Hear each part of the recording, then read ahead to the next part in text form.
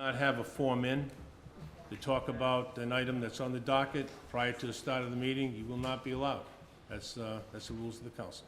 And I've been very lax with that lately, but we're gonna start enforcing those rules. The second thing is, at Councilor Santos's request, we have a food donation drive established. Donation boxes are here at the town hall, at the police station, and at the fire department. So, when you come to a meeting here, or if you pass by the police or fire departments and you want to make a food donation, it certainly will be appreciated. A week from today, on Veterans Day, we're going to be dedicating our newly constructed Veterans Memorial, and I'll tell you, it's really impressive. In fact, the finishing touches, we're just about finished on it today. The Veterans Memorial is going to be at Paradise Park. And I'll tell you, it's an appropriate venue for people to go and reflect on those that have served, those that are serving, and those that gave the ultimate sacrifice. I think, and I would ask that if you're around on Veterans Day, please join us. Dedication is going to be at 10 o'clock in the morning in Paradise Park. And we're fortunate that we're going to have United States Senator Jack Reed there as our keynote speaker at that dedication. So we're all kind of excited and looking forward to it. And so please, if you're out and about on Veterans Day, please join us. And I think you're going to be really impressed at what we've put down there. So again, all right. Item number 2, presentations. Memorandum of Karen Day, Chairperson, Middletown Tree Commission, presenting the council with the plaque award to the town by the Arbor Day Foundation in recognition of the town receiving the Tree City status for 2018. Motion to receive memorandum and begin said presentation. Second. All in favor? Aye. Aye. Thank you. This is very brief. I just wanted to present to the town council this plaque from the Arbor Day Foundation in celebration of us receiving for the first year Tree City status. We're currently renewing our application for this year, so I think it would be wonderful. And to get this, you have to have a tree ordinance, a tree commission or board. You have to have a proclamation for Arbor Day, a ceremony for Arbor Day, which we did here, and we also did a cleanup at Valley Park for Arbor Day. And the town has to support trees in some manner for at least $2 per citizen. And we do that well over. So I'd like to present this to you. Karen, I see your husband Bill's here. Yeah. Take a photo, Karen. And I can't thank you enough. I can't thank you the work that you do. Mike. Your committee does.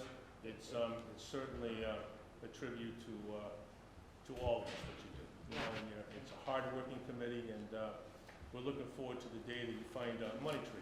And we can stop playing around. Absolutely, Okay. absolutely. Karen, thank you very much. Thank you for all Sincerely, your on behalf of support. all of us. Thank you. Thank you.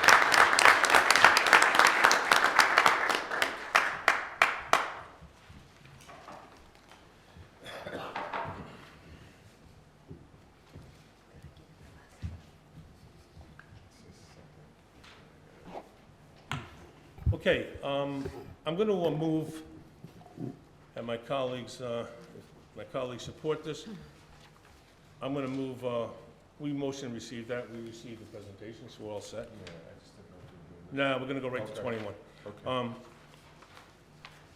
I make a motion that we move item number 21, the next in line on the docket. Second. Have a motion second? All in favor? Aye. Okay. Item 21 is a memorandum from myself in regards to the tax proposal by Councilor Toronto and now, at the time, Councilor Viveras, at this time, Mr. Viveras for a tax proposal. Motion to receive said memorandum. Second. Okay, motion and second to receive. All in favor? Aye. Okay. We invited Mr. Simmons down tonight, and I asked Mr. Simmons to come down. This is the third time he's come down. He came down and made his presentation to the council. He came down and made his presentation to the public, where the public forum at the Gaudet School had the opportunity to ask Mr. Simmons any questions that they want. That night, I made it perfectly clear what was going to happen tonight, that there would be no public participation from the audience tonight, that it's going to be from the council only. Any questions that they have of Mr. Simmons, is we're going to be deciding tonight what to do with where we are and what direction that we're going to take going forward. So I'm going to open up to any of my councilors if they have any questions of Mr. Simmons. And John, thank you very much for being here with us again this evening. You're welcome, Mr. Chairman. It's a pleasure being here. Okay, does anybody have any questions for Mr. Simmons in regards to the RIPAC evaluation that he did? Yes. Council Flynn? Oh, go ahead. No, go right Are ahead. you sure? Okay. Yep. Thanks again for coming down, Mr. Simmons, really appreciate it. And I just had a couple of questions, couple of clarifications for you. At the Gaudet Forum, you said, quote, "The California model differs fairly substantially from either what we're doing today or by the proposal that was put forth to the town on the new proposal on the new way of assessing," unquote. So is it fair to say that this proposal from the Tax Exploratory Subcommittee is not California Prop 13? I would say yes, it's not. Okay. If you go There's a back to lot of the- misinformation and confusion about that. It keeps getting brought up. I just needed to make sure I was on the Ju- right. Just for your referencing, part of the PowerPoint presentation that we made the last time had a summary page of all of the models, the current Middletown to California Prop 13, and then the proposed Middletown, to which we compared the three together. And you'll see there's a similarity of probably one item, and that is the acquisition pricing is now the valuation model. But the rest of the component parts are not the same. Okay, so actually what the Tax Exploratory Subcommittee did is they addressed some of the pitfalls of Prop 13 to move forward with. I don't know if I can paraphrase it that way. We went Okay. back and looked at it, but we looked at the legislation and not necessarily all of the discussion on the committee that you had. Okay, but it's definitely not Prop 13, so we can That is correct. clear the air with that understanding. Thank you very much, that's one.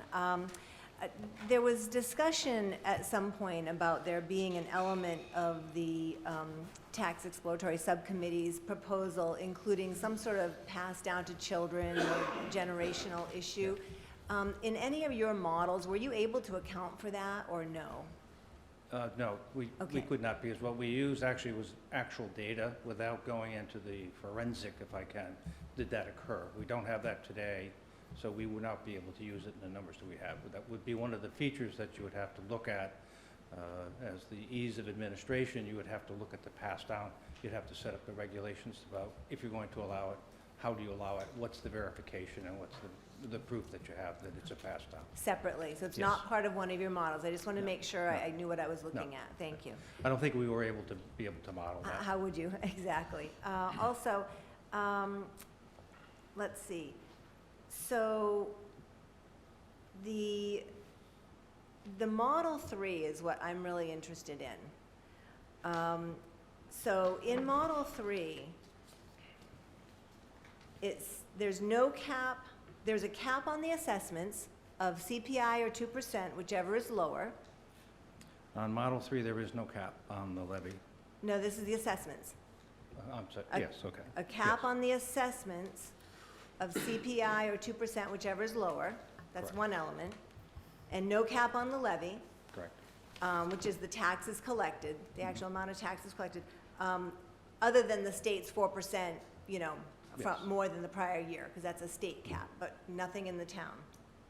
So you do say in your PowerPoint, the August 19th one, that Model 3 does not incorporate a levy cap, and so does not result in a revenue shortfall.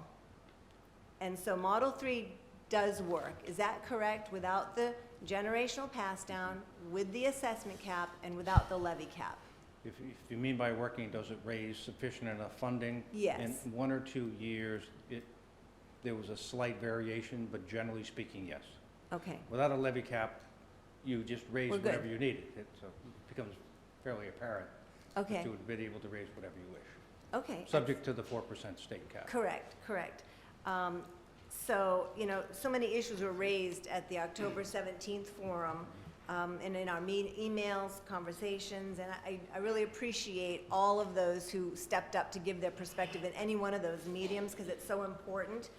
So with Model 3 in mind, because that's That's where, you know, I think Model 1, Model 2, if they don't work, there's no reason to really spend time on them, in my opinion. Time is limited.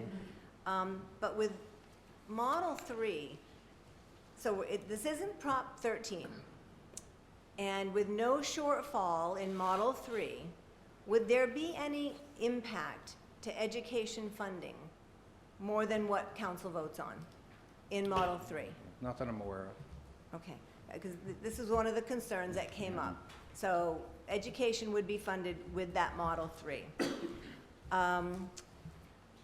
Also, property revaluations, which determine Middletown's worth and the bond rating ability to borrow, I have all those assumptions, right? They're all kind of tied together. Now, the revaluations, they're different than the town assessment value for tax purposes number. And they're done on the state dictated schedule, whether it's once every 3 years or once a year. I know that's in flux right now. And those valuations are based on market value by whoever does it, Yes. which is determined by supply and demand in the marketplace. I have that all right? So is there any element in Model 3 that would point to an impact, positive or negative, on Middletown's bond rating?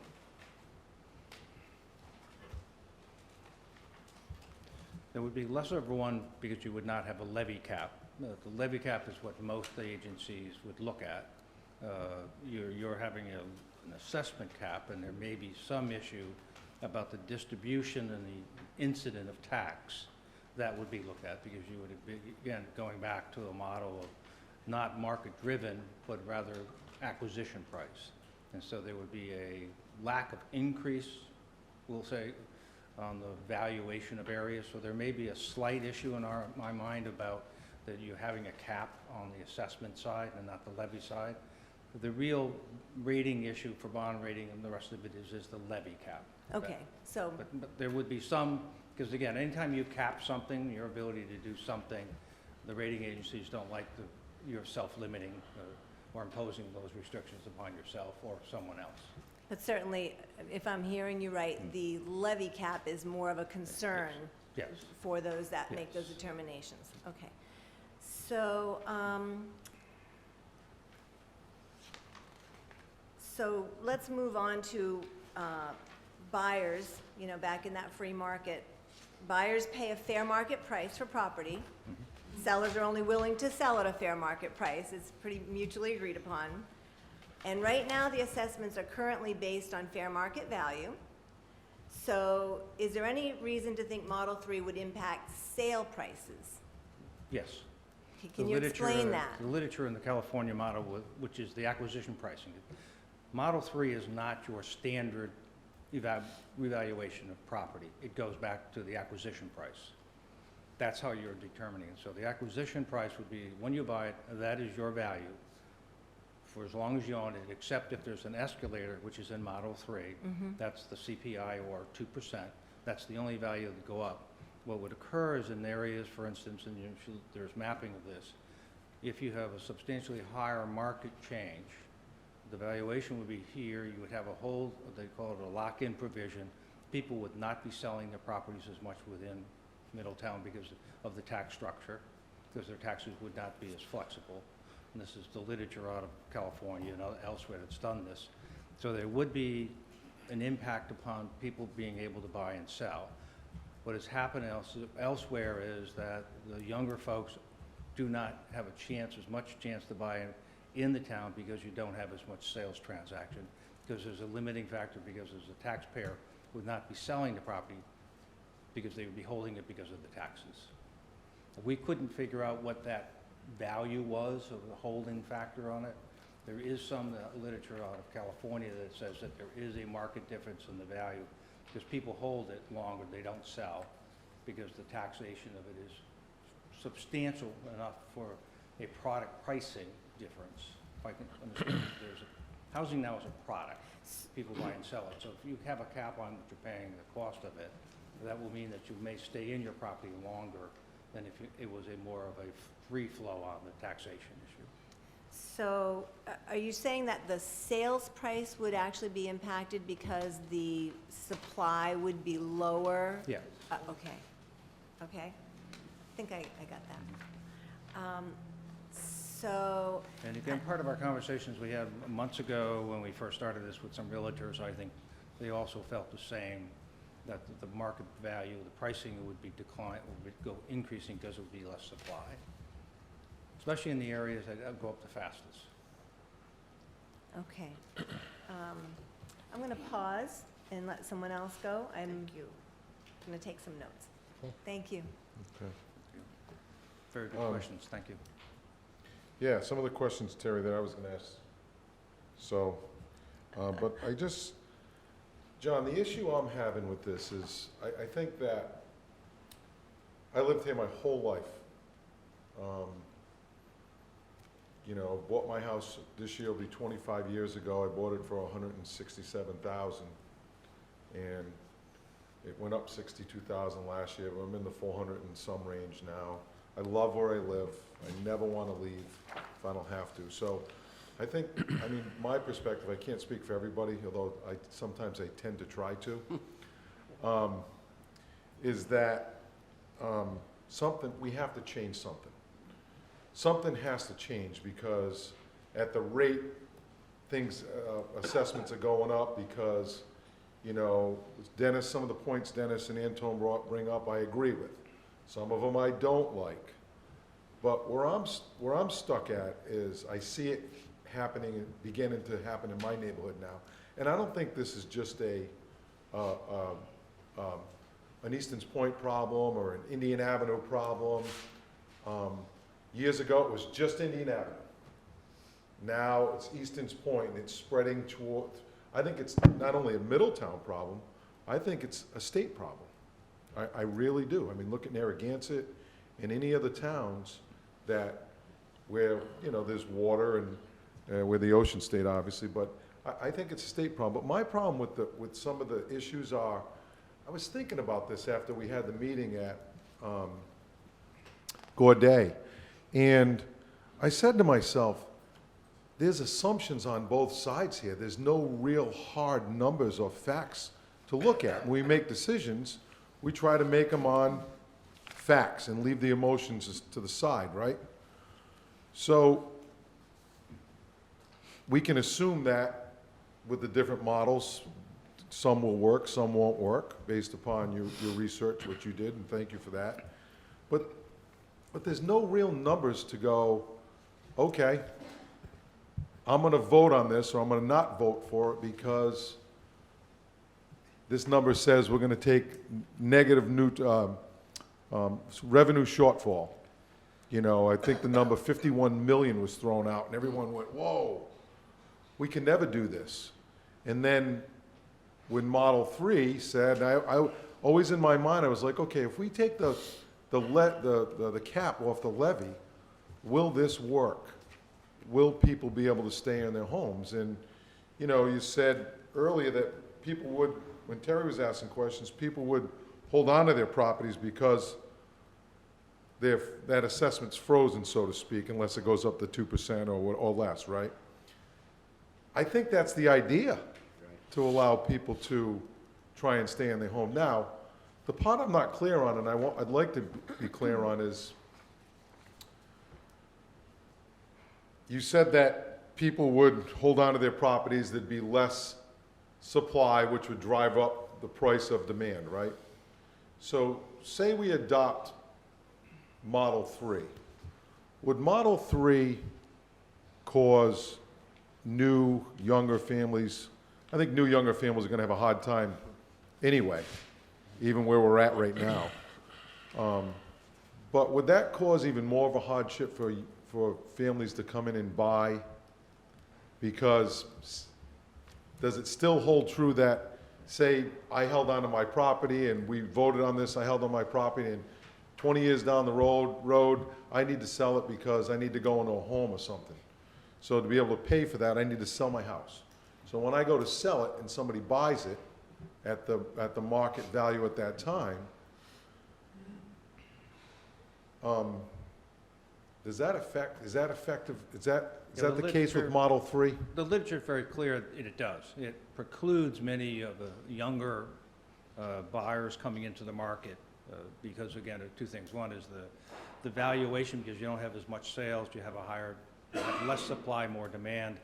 And then once they acquire it, remembering there's a zero-sum gain on taxes. You're modeling on, what you're looking at is the acquisition, freezing the acquisition price as the value, some increase. What happens is when people move in and they buy a property, they're reestablished on the value. Yours stays. I come in, I could be on the same street next to you, paying twice the taxes you're paying. Because what you're paying is you're capped on your taxes. The excess need goes to the new buyers, because that's where you're gonna have to go after them for the money. That's when you don't have the levy cap of it, you're going to move that over to the new buyers, because their value is gonna be most likely much higher than what you've been paying. Matter of fact, in the areas of the highest wealth, they saw the biggest decline or the holding of value, and the areas of lesser wealth actually went up more. I know the streets, and you'll know the streets better than I do, but some of the districts, and that's why we went after the regional pieces, there were some areas went up 2%. There were other areas in Middletown, by its very natural increase in valuations, didn't go up 2%. So you would be moving them up, you'd be shifting the tax burden from higher income, much more volatile movement of property values to the other areas, and so new owners would be paying more, and that's what makes it more harder for them to buy, because the cost of being in the place is much higher because of the taxation issue that does move. And so whether you cap the levy, if you do it, that is the literature that we saw out of California, that it became, matter of fact, there was a piece that some of the California communities went into in the sense of very difficult fiscal times where they had the cap on the levy, but because no one was buying into the properties, there were no new people coming in, it was just maintained by property owners, the passing down through families, et cetera, really arbitrarily lowered the valuation change in the town, so the value taxation went to others who came in afterwards. Yeah, and I understand that, John, but we're kind of in a similar situation right now where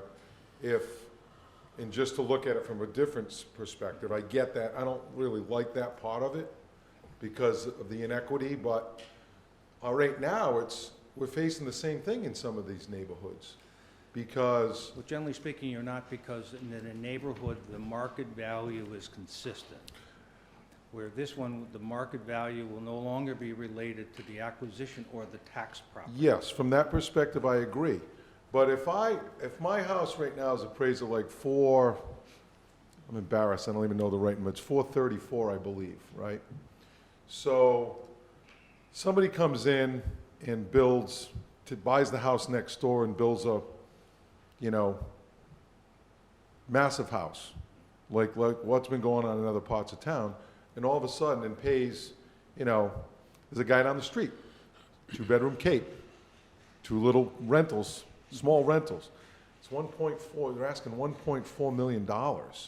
So that's gonna change the dynamic of the neighborhood. So, but that's what I'm saying from the perspective we're kind of facing that now is somebody comes in and does that, and all of a sudden, your value goes up the next assessment, and all of a sudden, we may have no tax increase, or minimal one, but your taxes are going way up because of the assessment. So it's one or the other. But in the You instant. know what I we're mean? What the instant we're talking about, though, is the new buyer will be paying at a new, most likely, a higher valuation than an older buyer. And so what happens is the new buyer comes in and pays for what the older buyer has not had in value increase. So, okay, so let me ask you this. So, say this passes, and I said, okay, I'm gonna go put my house in a trust immediately, because I never want it, always want it to be able to be, the rate never go up, right? How does that affect when people start doing that? Once it's in the trust, you don't sell the property, and you stay in the trust, then what happens is ultimately, as it did in California, elsewhere, that value only goes up by the escalator, where everywhere else around it may go up by the market value, driven more by market value. which has been historically here in most regions or most areas within the town, has grown faster than the 2%. So that particular piece of property will be paying substantially less in taxes in 5 years and 10 years than other property that will have bought and sold within that same time frame. And it could be substantial. And we're not talking, because again, if you take a 2% all year in the value growth on your property over a 10-year, 15-year period, there were some examples that was almost 5 to 1. Person was paying 5 times higher in taxes next door, deriving the same benefit from the taxes and paying substantially more. The only difference was they happened to be a new buyer as opposed to someone who had been here for 10 years or 15 years. And that's where the real inequity, and we can go back and I won't spend my penchant for the tax principles, and there is one on vertical and horizontal equity. This sort of goes away from the equity issue about property values. The issue we all don't like is the market values in lots of the areas. In some areas of Middletown in particular went up 20, 30, 40%. And that's a resultant impact to those properties. Some others didn't go up as much. But if you look at it over time, and you are right, you're going to see in areas, the high-priced areas will plateau at some point. And what will happen is the backfill into Middletown of all the other properties, they'll be turned, they may be sold, and they will grow up in value as well, much higher, because you can't get to the higher price values, because they're not being sold. And so you're going to see that expand out throughout the rest of Middletown. But it happens everywhere. It's the constant theme. It's one of the things that we went and tried to look at an annual evaluation as opposed to every 3 or every 9 years. Massachusetts does an annual one. The volatility of the market is substantially declined if you do it on an annual basis, and it's mechanically could be done. There is even some who say you can do it more cost effective. You save money by doing it annually as opposed to every 3 years. So there's a question about having the market less volatile. That saves some of it. There are other items on home ownership, for instance, homestead exemptions that other places have used. The reason I'm mentioning is there's no one that I know of that will use the model that you have created, either 1, 2, or 3, that I've seen in the country. So I don't know what that ultimately, on the equity issue and how you're going to be perceived in Middletown with a system that no one else uses. But from a funding perspective and from an educational perspective, it'll fund it. I don't see the educational funding. This is about how you tax properties within the city or the town. And that's going to be different than the other 39 or 38 locations in Rhode Island, different than mostly any other state that I know of. So John, you mentioned homestead, and that word's been tossed around a lot because we've got to do something, in my opinion. So some communities that have had homestead recently, passed an ordinance to say, or to take it away. Any idea why? Because it goes back into the ability, I guess, when one looks at a homestead exemption, and there are 2 ways of doing them. One is the percent, and the other one's $1. Providence has a percentage. So if I have a $5 million house and I have a $1 million house, and the $5 million gets a 50% homestead exemption, a lot more money than that $1 million property. So some have gone to, as what Providence tried to do, was a dollar amount and cap the dollar amount. And again, it's about the ability or the equity issue about who's in that property and their income.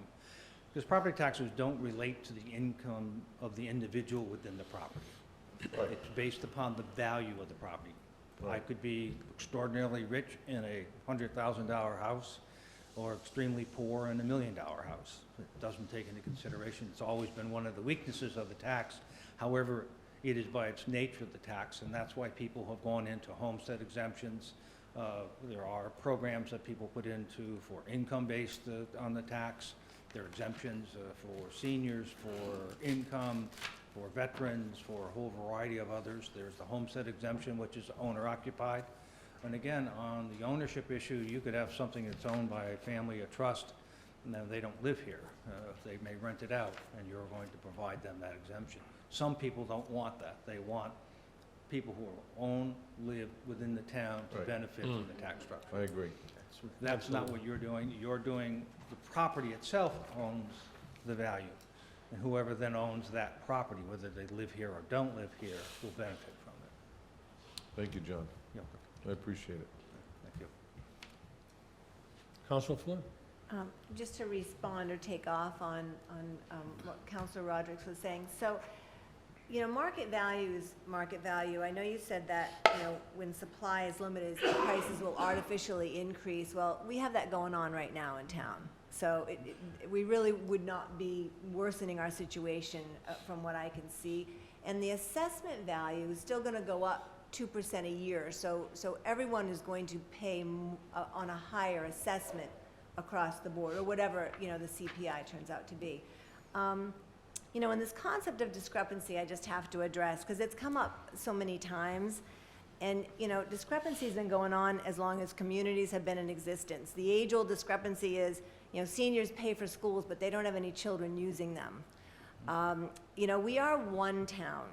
We all pay into the pot for services that make up Middletown, and we're all neighbors. You know, you may not live across the street from me or 2 streets away. You might live on the other side of town, but we're all neighbors here in Middletown. That's how I see it, at least. The areas of higher assessment, they're gonna continue to pay more taxes than those with the lower assessments. That's not gonna change. They're gonna pay more taxes. That's math. Of course they are. Their assessments are gonna be higher. They're gonna have the same multiplier. They are going to pay, their tax bill is going to be higher. That will not change.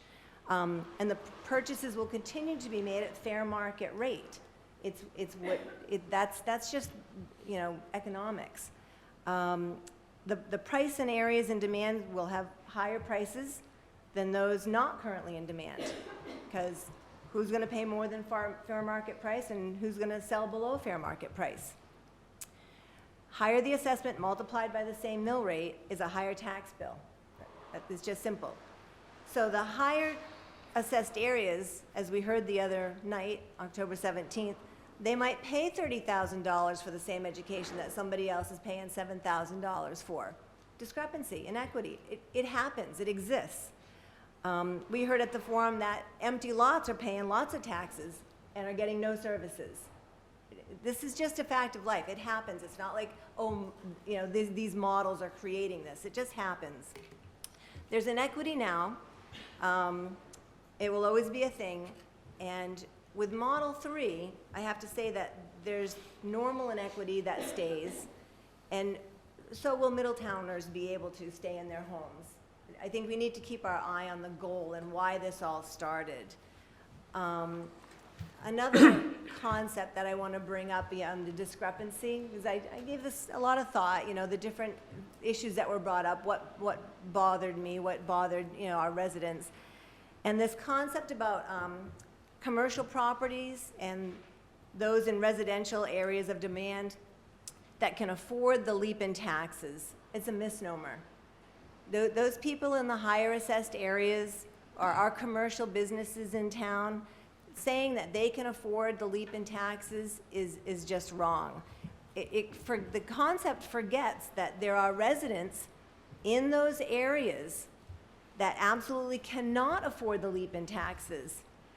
That was the premise of this whole effort in the first place, because Middletown has a tax problem. We have to keep our eyes on the goal of a solution here. And it's not a town decision for just a few citizens either. The problem is on its way to your neighborhood. Don't think it's not. Councilor Rodriguez? 1,100 signatures were collected in less than a month in 2018 on a potential tax reform. That's a lot of signatures. The problem is real. The problem is growing. So the Tax Exploratory Subcommittee was formed to find a solution to this growing problem. 4 years ago, I believe they started. They worked for 2 years, and we've been at this for 2 years with analyzing what they did. We have to help people stay in their home. and be proactive, not reactive. On the commercial side, just want to mention this briefly, I don't want to forget them. You know, with the vacant business spaces in Middletown and Middletown's growing reliance on tourism, we must give our year-round businesses here some incentive, or the residents are going to be paying even more of the tax burden. You got to think end game here. This is comprehensive. We are one town. Just had to get that out. Just clarifications. Thank you. Yes. Okay. Anybody down the end? Councilor Toronto? Yeah. John, thanks for coming down. I'm sorry? Thank you for coming down again. I think it was my pleasure until now. I'm sorry. Very astute, John. Well, it really isn't easy. Tax reform is not easy. That's why we never have tax reform in a lot of ways. It's kind of why we are where we are. We're facing a lot of situations in Middletown in regards to big empty homes, younger families aren't living here, declining population. There's a lot going on. State needs billions of dollars to restore schools.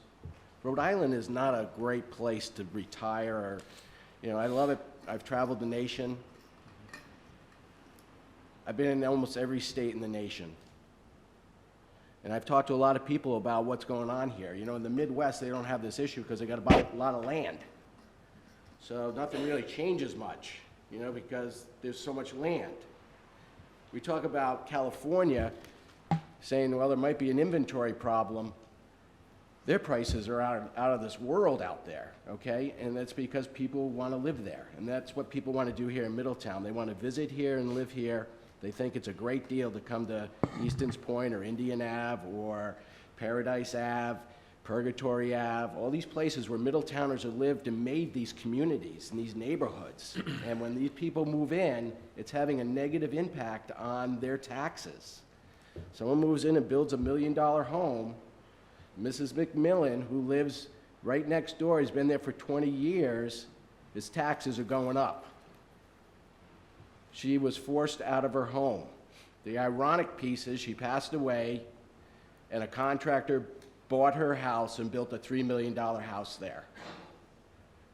So then the neighbor next to her was like, oh my gosh, I'm next. So this is what we're trying to find, trying to resolve. And there are a lot of numbers floating around. So I had asked to go forward and see what things would look like if we went 10 years forward under the current plan or under the proposed changes.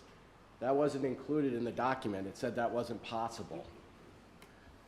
I kind of ran some numbers, and one of the things I saw was that over the last 10 years in Middletown, we have had an average increase to the levy of 2.1%.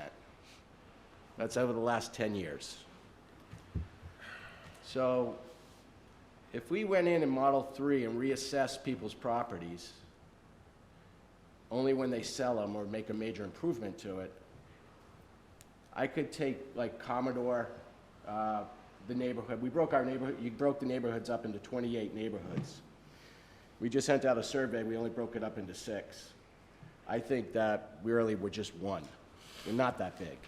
We're a small community. To try to break us up into 28 neighborhoods is just, I don't know. Statistically, I don't know if that works. Is that a question, or do you? No, it's just a statement. Okay. So I went in and took a home that was $220,000 today, and one that was $312,000, one that was $359,000, one that was $400,000, one that was $426,000, one that was $640,000, one that was $819,000, and one that was $1.84 million, because we have those. And if you went in and just said, hey, we're not going to change your assessed value unless you make a major improvement or the property sells, and we can talk about what we believe the market impact would be on that. But if you raised everyone's taxes 2.1% going forward, the person that's in a $220,000 house over that 10 years would pay an additional $700. Be $63 the first year, $64 the second year, $66 the third year. You go up to the $1.8 million home assessed, they're gonna spend $6,000 more versus $700, $6,000. And that's 500, 500, 500, 600. So we already have people paying the lion's share of the taxes based on the value of their homes. The question is, how much more do we want to take out of those? How much more of my earned income, our income in these neighborhoods, do people want to go towards taxes that pay for the same service that everybody gets? It's just not fair, the way it's happening right now. If you go back and look at the last 15 years, and you go in by the neighborhoods, there's some neighborhoods that only went up 39%, and the assessed value only went up 39% in 15 years. And there's some neighborhoods that went up 120% in 15 years. That is a direct correlation to the amount of taxes that are being paid. And so, this is going on, it's not gonna stop. I would have to assume that if we didn't change anything, and we had the same market conditions that we had over the last 15 years for the next 15 years, could I make the assumption that my taxes will be 100% higher? Because it went up 120% in the last 15, so could I assume that it probably would go up another 120% in certain neighborhoods, and 40% in other neighborhoods, and 38% in other neighborhoods? So you could make that assumption. And if you do that, there's a real big disparity where if you I'm lock not sure I would it, make that assumption, but that's all right. I mean, that's part of it. What you're suggesting is, because if something happened in the past, the question is, what are you gonna do with your rates? What happens to the value if you do what you're proposing? Those individuals will not have those adjustments. There will be some, however, that will have their tax payments when they buy a piece of property, and a new one will be substantially higher than the owner at the time of sale. So yes, they will be paying substantially more than the previous one. right, and people that, if, you know, as 2%, if we're moving the CIP, we're moving it a little bit, the market value and the assessed value will stay pretty close over time. Not It will- necessarily. it Some of your neighborhoods that we selected did not see a 2% or CPI growth over the period of time. Most of them did, though. There's like 3 or 4 of them which were, Yeah, but most, about a 28 of them, the majority of them did. did not go up as much. Remembering they're compounded as well, so they did not see the growth of the 2%. And you had other areas of your town that went up fairly substantially. Some properties went up fairly substantially. But those are the 120%. folks, what would happen is the ones who didn't sell would have a tax structure that would be different than the new buyers. But again, everyone in kinda 5 years gets- ago, from now, Go ahead, I'm sorry. 5 years from now, they would have a different tax structure than the new persons buying the property. So Right. whoever comes in last, most likely will be paying the difference, a fairly substantial difference than everyone here.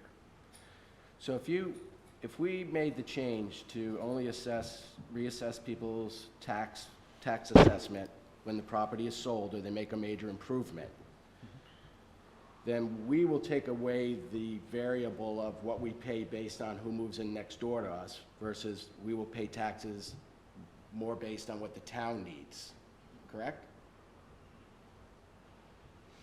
Not necessarily, because If the again, if town you don't needs have the growth, again, Okay.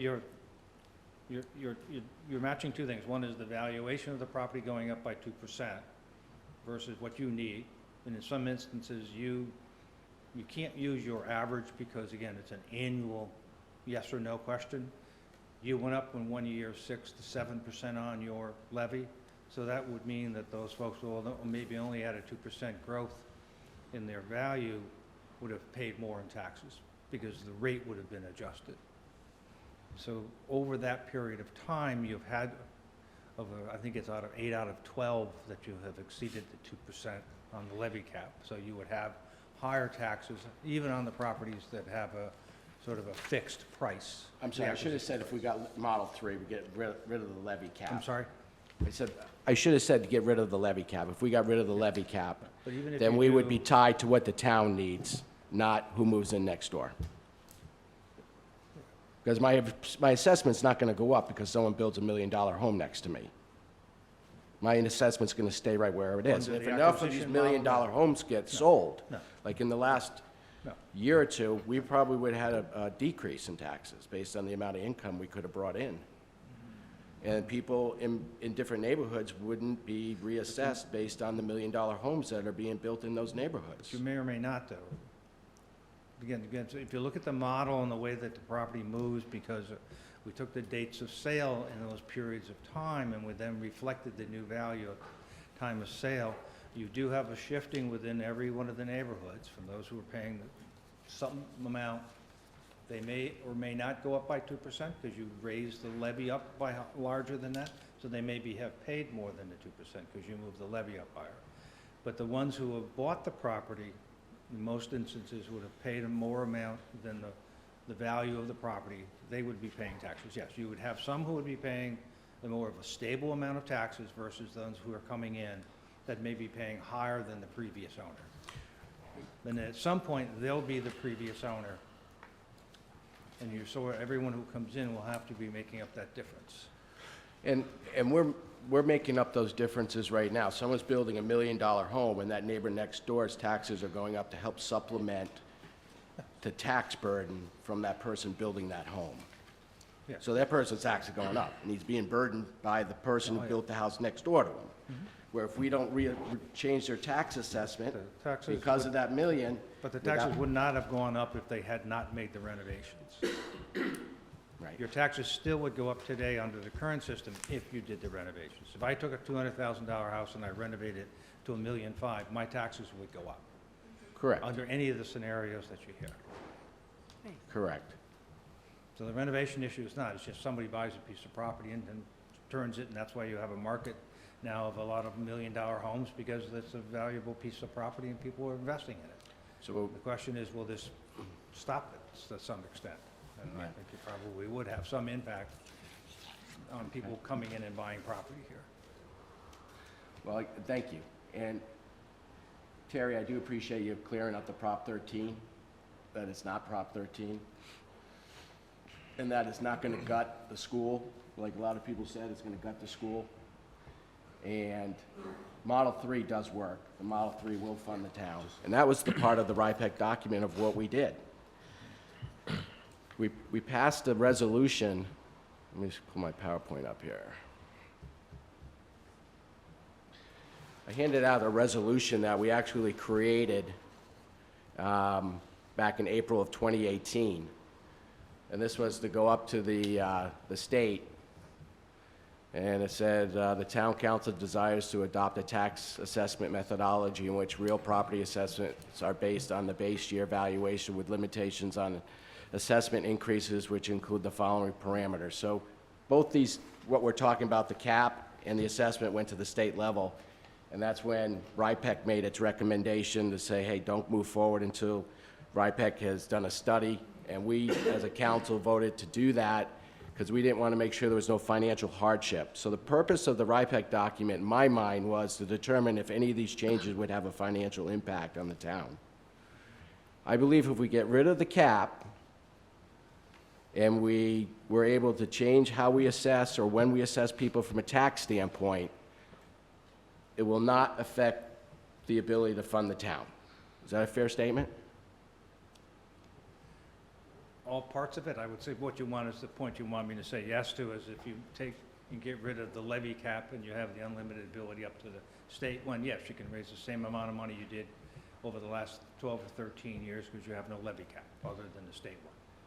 And one thing in your document you also said was that by making this change, that people would stay in their houses longer. Yeah, It's in the document. yeah. Because their financial situation will be more solid. They'll have predictability. They'll know, hey, I'm tied to what the town needs. Town's been averaging 2.1%. I might be able to count on that. If it was the last 3 years, no one's taxes would have went up. We could have said, we didn't raise anybody's taxes, but we can't say that. Because the current tax methodology, even though the town didn't need any additional money, started painting certain neighborhoods as being paper richer than other neighborhoods, and we've lowered the taxes in the other neighborhood because their assessment didn't go up as much as that one, Talk about paper pushing. That is crazy. No one dropped a big bag of money on a neighbor's doorstep saying, congratulations, now you can afford to pay more taxes because mine didn't go up so much. That's a broken system, and that's what we're working with today. And, when you looked at this and the principles of the sound tax policy, the simplicity, transparency, neutrality. Taxes should neither encourage nor discourage taxpayers' economic decisions. That's supposed to be a principle within a tax form. Our current system causes people to make tough economic decisions, like whether they should stay in Middletown or they should move to Middletown. And I don't think the current tax system is doing anybody any favors in regards to being neutral. Because, again, I had over 1,200 signatures in 2 months of concerned citizens about our tax reform and the affordability of Middletown. We have to do something. And I think this is the right step. I think there's other tools, Rick, that we can use from a homestead standpoint. I know we talked about that. No, we had talked about that. I know we have. And there are people who want to take care of the long-term residents. We should. This is going to give predictability, and then I would promote maybe looking at a homestead to take care of young families and people, seniors, or people who are here full-time. That will defer some of the tax to people who are here part-time, and that's a big request people have asked for. Can I just So- clarify one thing? Because I've heard about the petition. My understanding of the petition, the language was, essentially it was a 2% cap on spending. It didn't address the assessment portion of the legislation that was proposed by the council. Yeah, that's correct. It didn't include the change in the method of assessment. It was simply the 2% levy cap. So I just like that to be clear to everyone that while it's been suggested that there was the support for the proposal, it was for the levy cap part of the proposal, not for the assessment part of the proposal. I think that's been misrepresented this evening. Mr. President? Oh, we got people ahead of you. Okay. You've been at that Address twice that. already. All done, Councilor Toronto? Yeah, we did put the petition together. We did get 1,200 signatures. We did talk with the people and explain to them what we were looking to do. And we didn't have a relief valve for the 2% cap, which we knew would put the town in some bond issues, so we withdrew the petition. But I do feel that if we draw the petition back up, it won't be hard to get 1,200 signatures. That's all. We have concerned citizens in Middletown about affordability, and we're seeing a lot of building in neighborhoods with empty homes. We're seeing young families not able to live here. There's a lot going on, and I attribute a lot, this is my own personal opinion, I attribute a lot of it to the current tax methodology that we have and that pricing of our homes. I just think it's not predictable, and that's what I want to get back. It's give some predictability to people on their home tax. Your taxes on your home should not be unpredictable. You shouldn't be sitting in your house and the third year be going, oh my gosh, I really wish they didn't build that house across the street from me, because I'm gonna get it. It's coming my way. So it's gonna come to your neighborhood. I'm just here to try to put some pieces in place that will tie us to what the town needs, not who builds next door. So that's all I have to say for right now. Councilor Lombardi? So, first of all, I didn't need a petition of 1,200 signatures to know that the people in this town are concerned about taxes. All you have to do is, at election time, knock on doors, because that's the question that 95% of those people ask. I didn't need a petition for anybody. I didn't need anybody's petition to tell me that. It was pretty clear.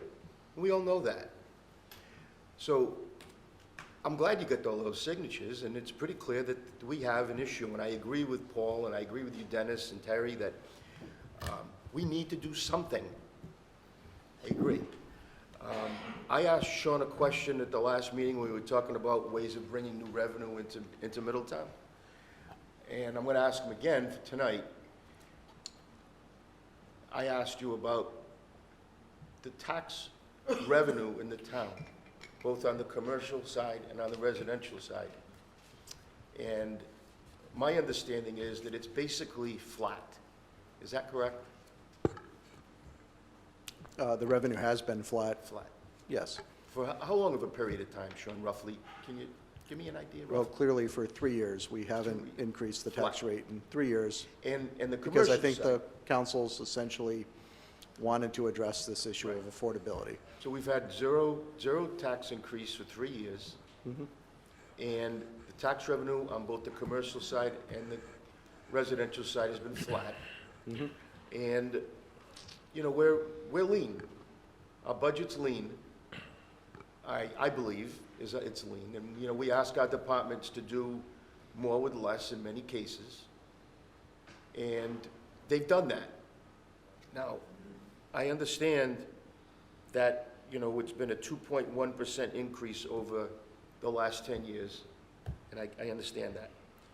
But my concern, my want, out of all of this discussion, no matter whether we do a version of a tax plan or whether we do a homestead, is that we help the people that live in this town full-time, 365 days a year.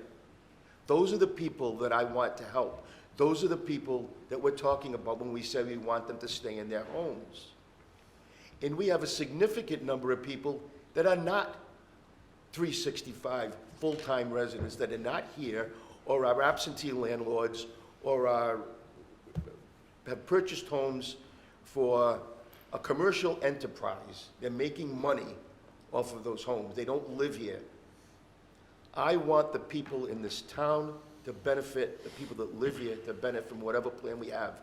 And that's where the homestead piece of it comes in.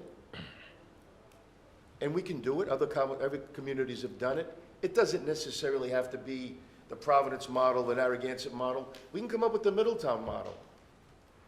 We can come up with something to help our full-time residents. We have young people that cannot live in this town. They can't buy a home here, and based on the model that we're talking about now, they still won't be able to buy a home here unless they marry into a family that has put their house on a trust, and they were fortunate enough to do that. Otherwise, they can't live here.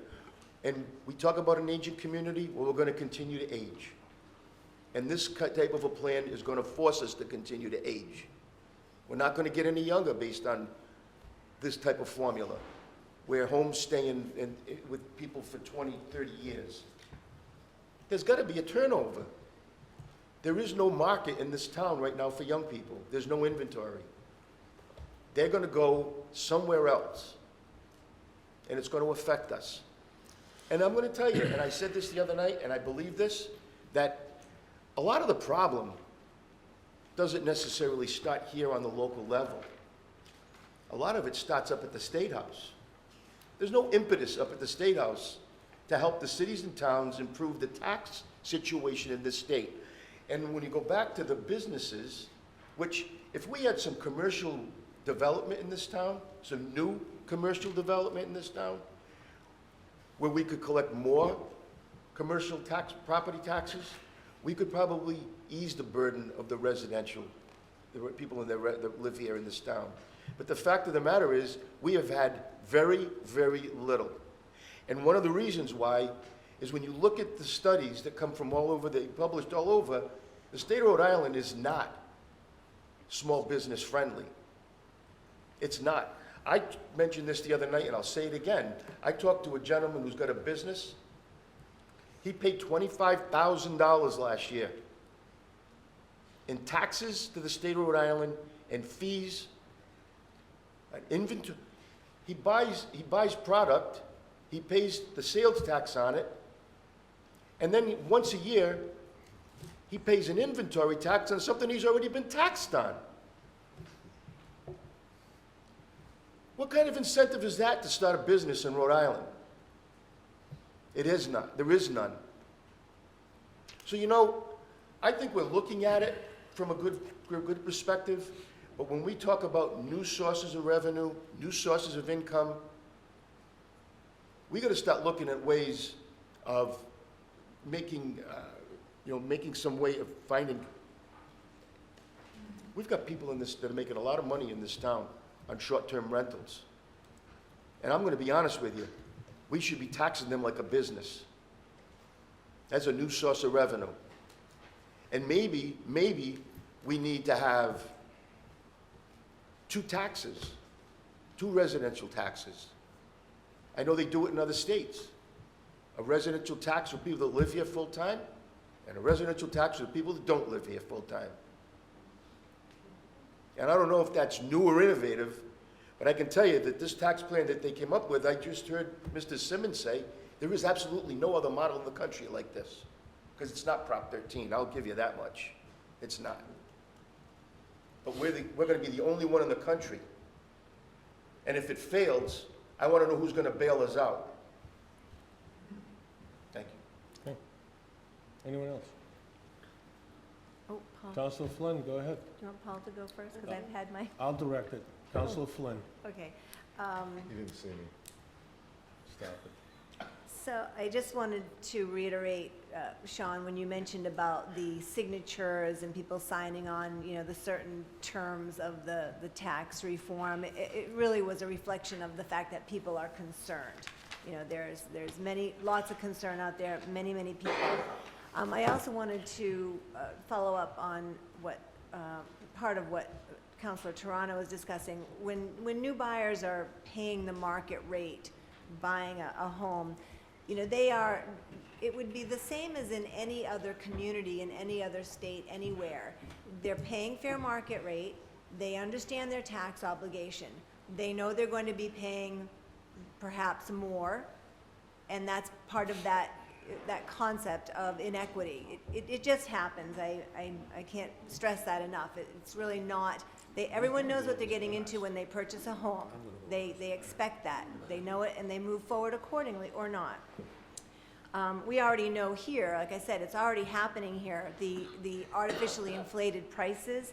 We already know we need workforce, young family housing here.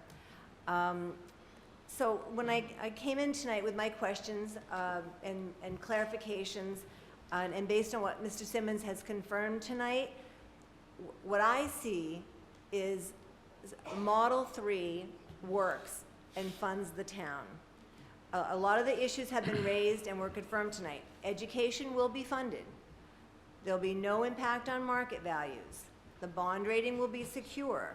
Sales prices may be impacted, but we have that problem already. We've established that.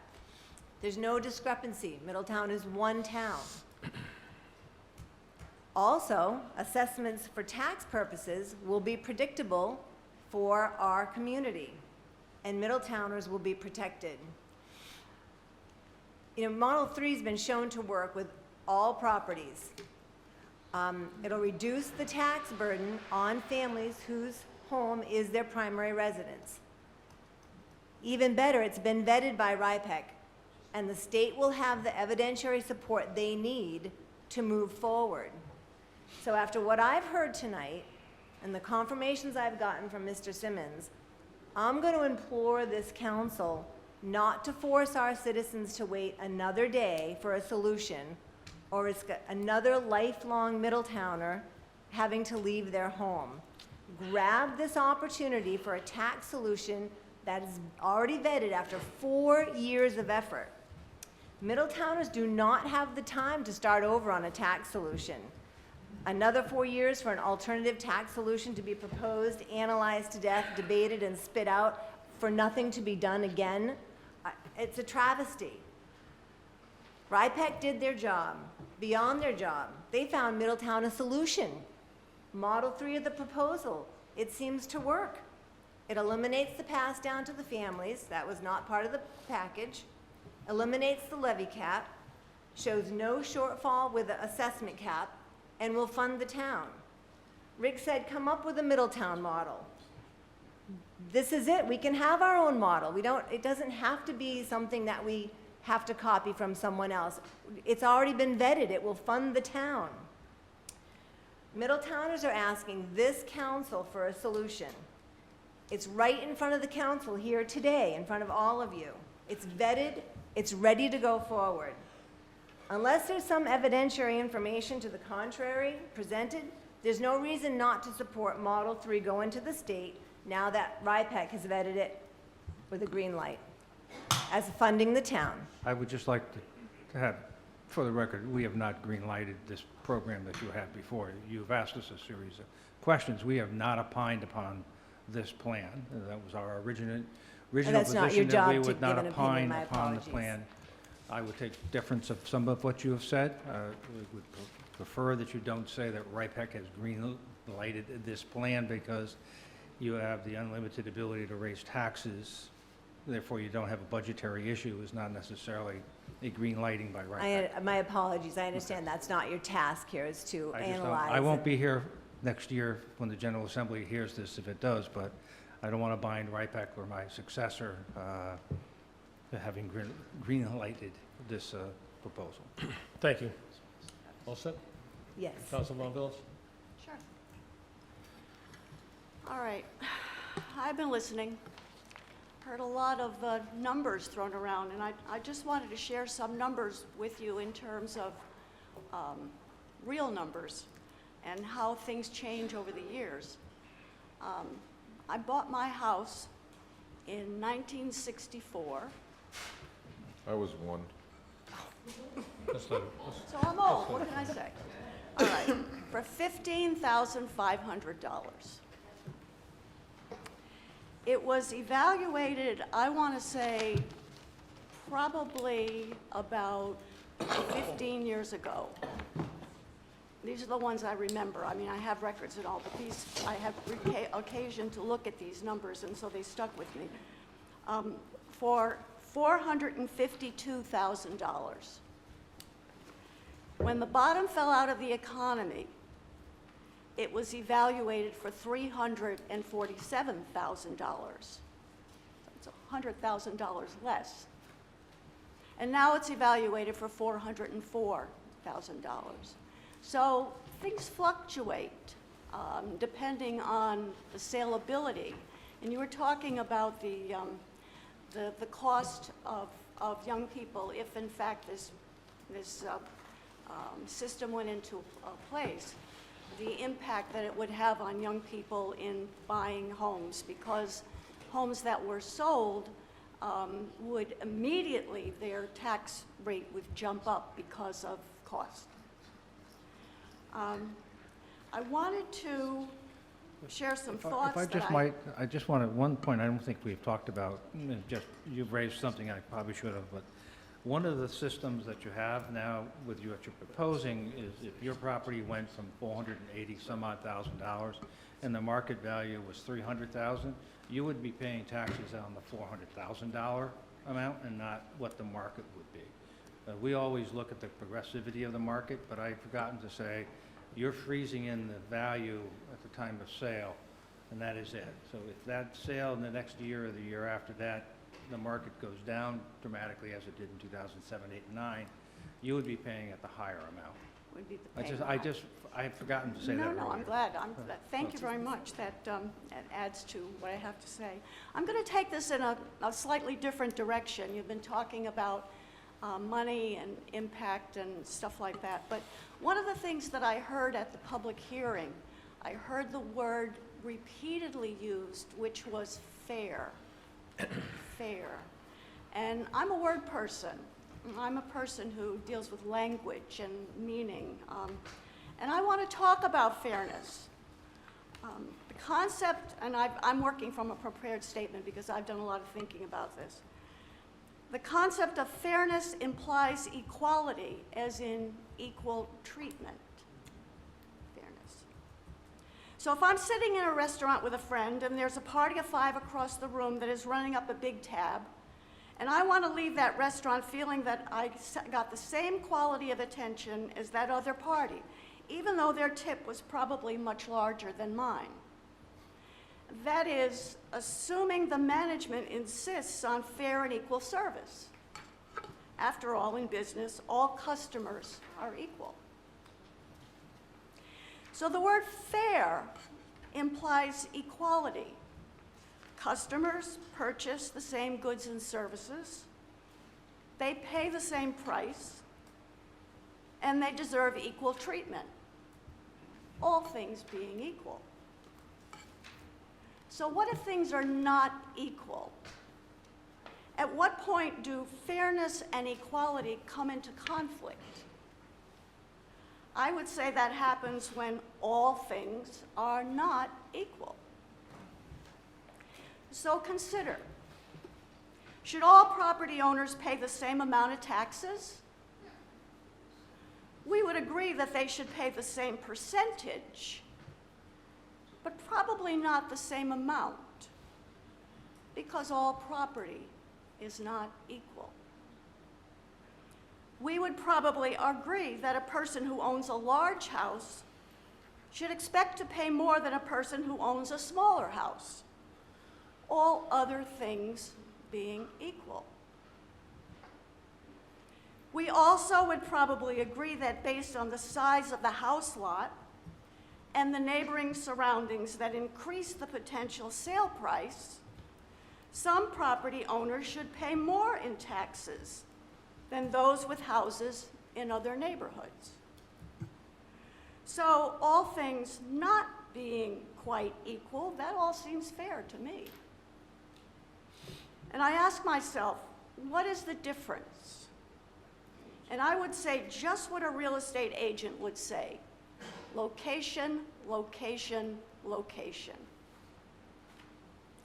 So if I lived within walking distance of a view of the ocean, or with little effort I could walk to the beach, I would expect to pay higher taxes for location, location, location. Then there is the other issue of fairness. If I have owned my house in Middletown for a long time, haven't I earned some benefit for the support that I have provided the town over the years? My house is my homestead. I have roots here. Isn't it fair for me to ask that I receive a little more consideration than those who buy property for rental investment, or only come home for the season and then go off to other places where they spend their money, all the while making money on their properties here? Is that fair to me? I don't think so. Fairness may be in the eyes of the beholder, but the real determining qualifier for fairness, based on equal treatment, is all things being equal. So when I find someone who proposes a new tax program that will benefit him because he owns more than $2 million worth of property, and his family owns another $1 million worth of property, I ask myself, what is that person's definition of fairness? Because it's not the same as mine. When, as RIPEC states clearly that under the proposed tax, the tax burden would shift away from some of Middletown's wealthiest neighborhoods, including Esplanade and Paradise Avenue, and towards some of Middletown's least wealthy neighborhoods, notably Commodore Perry Village and Forest Avenue. That is directly from the RIPEC report. So tell me, is that fair? Does that meet the definition of all things being equal? I don't think so. Taxes are a burden to everyone. Homesteaders deserve a break. The others should expect to pay their fair share, but not at the expense of those who have earned it. I will not support a proposal that sacrifices some to benefit others. Thank you. Okay. Anyone else? Council Santos. Thank you, John, for coming down, and I'd like to thank every taxpayer who's attending this meeting and attended all the other meetings. I will be very brief.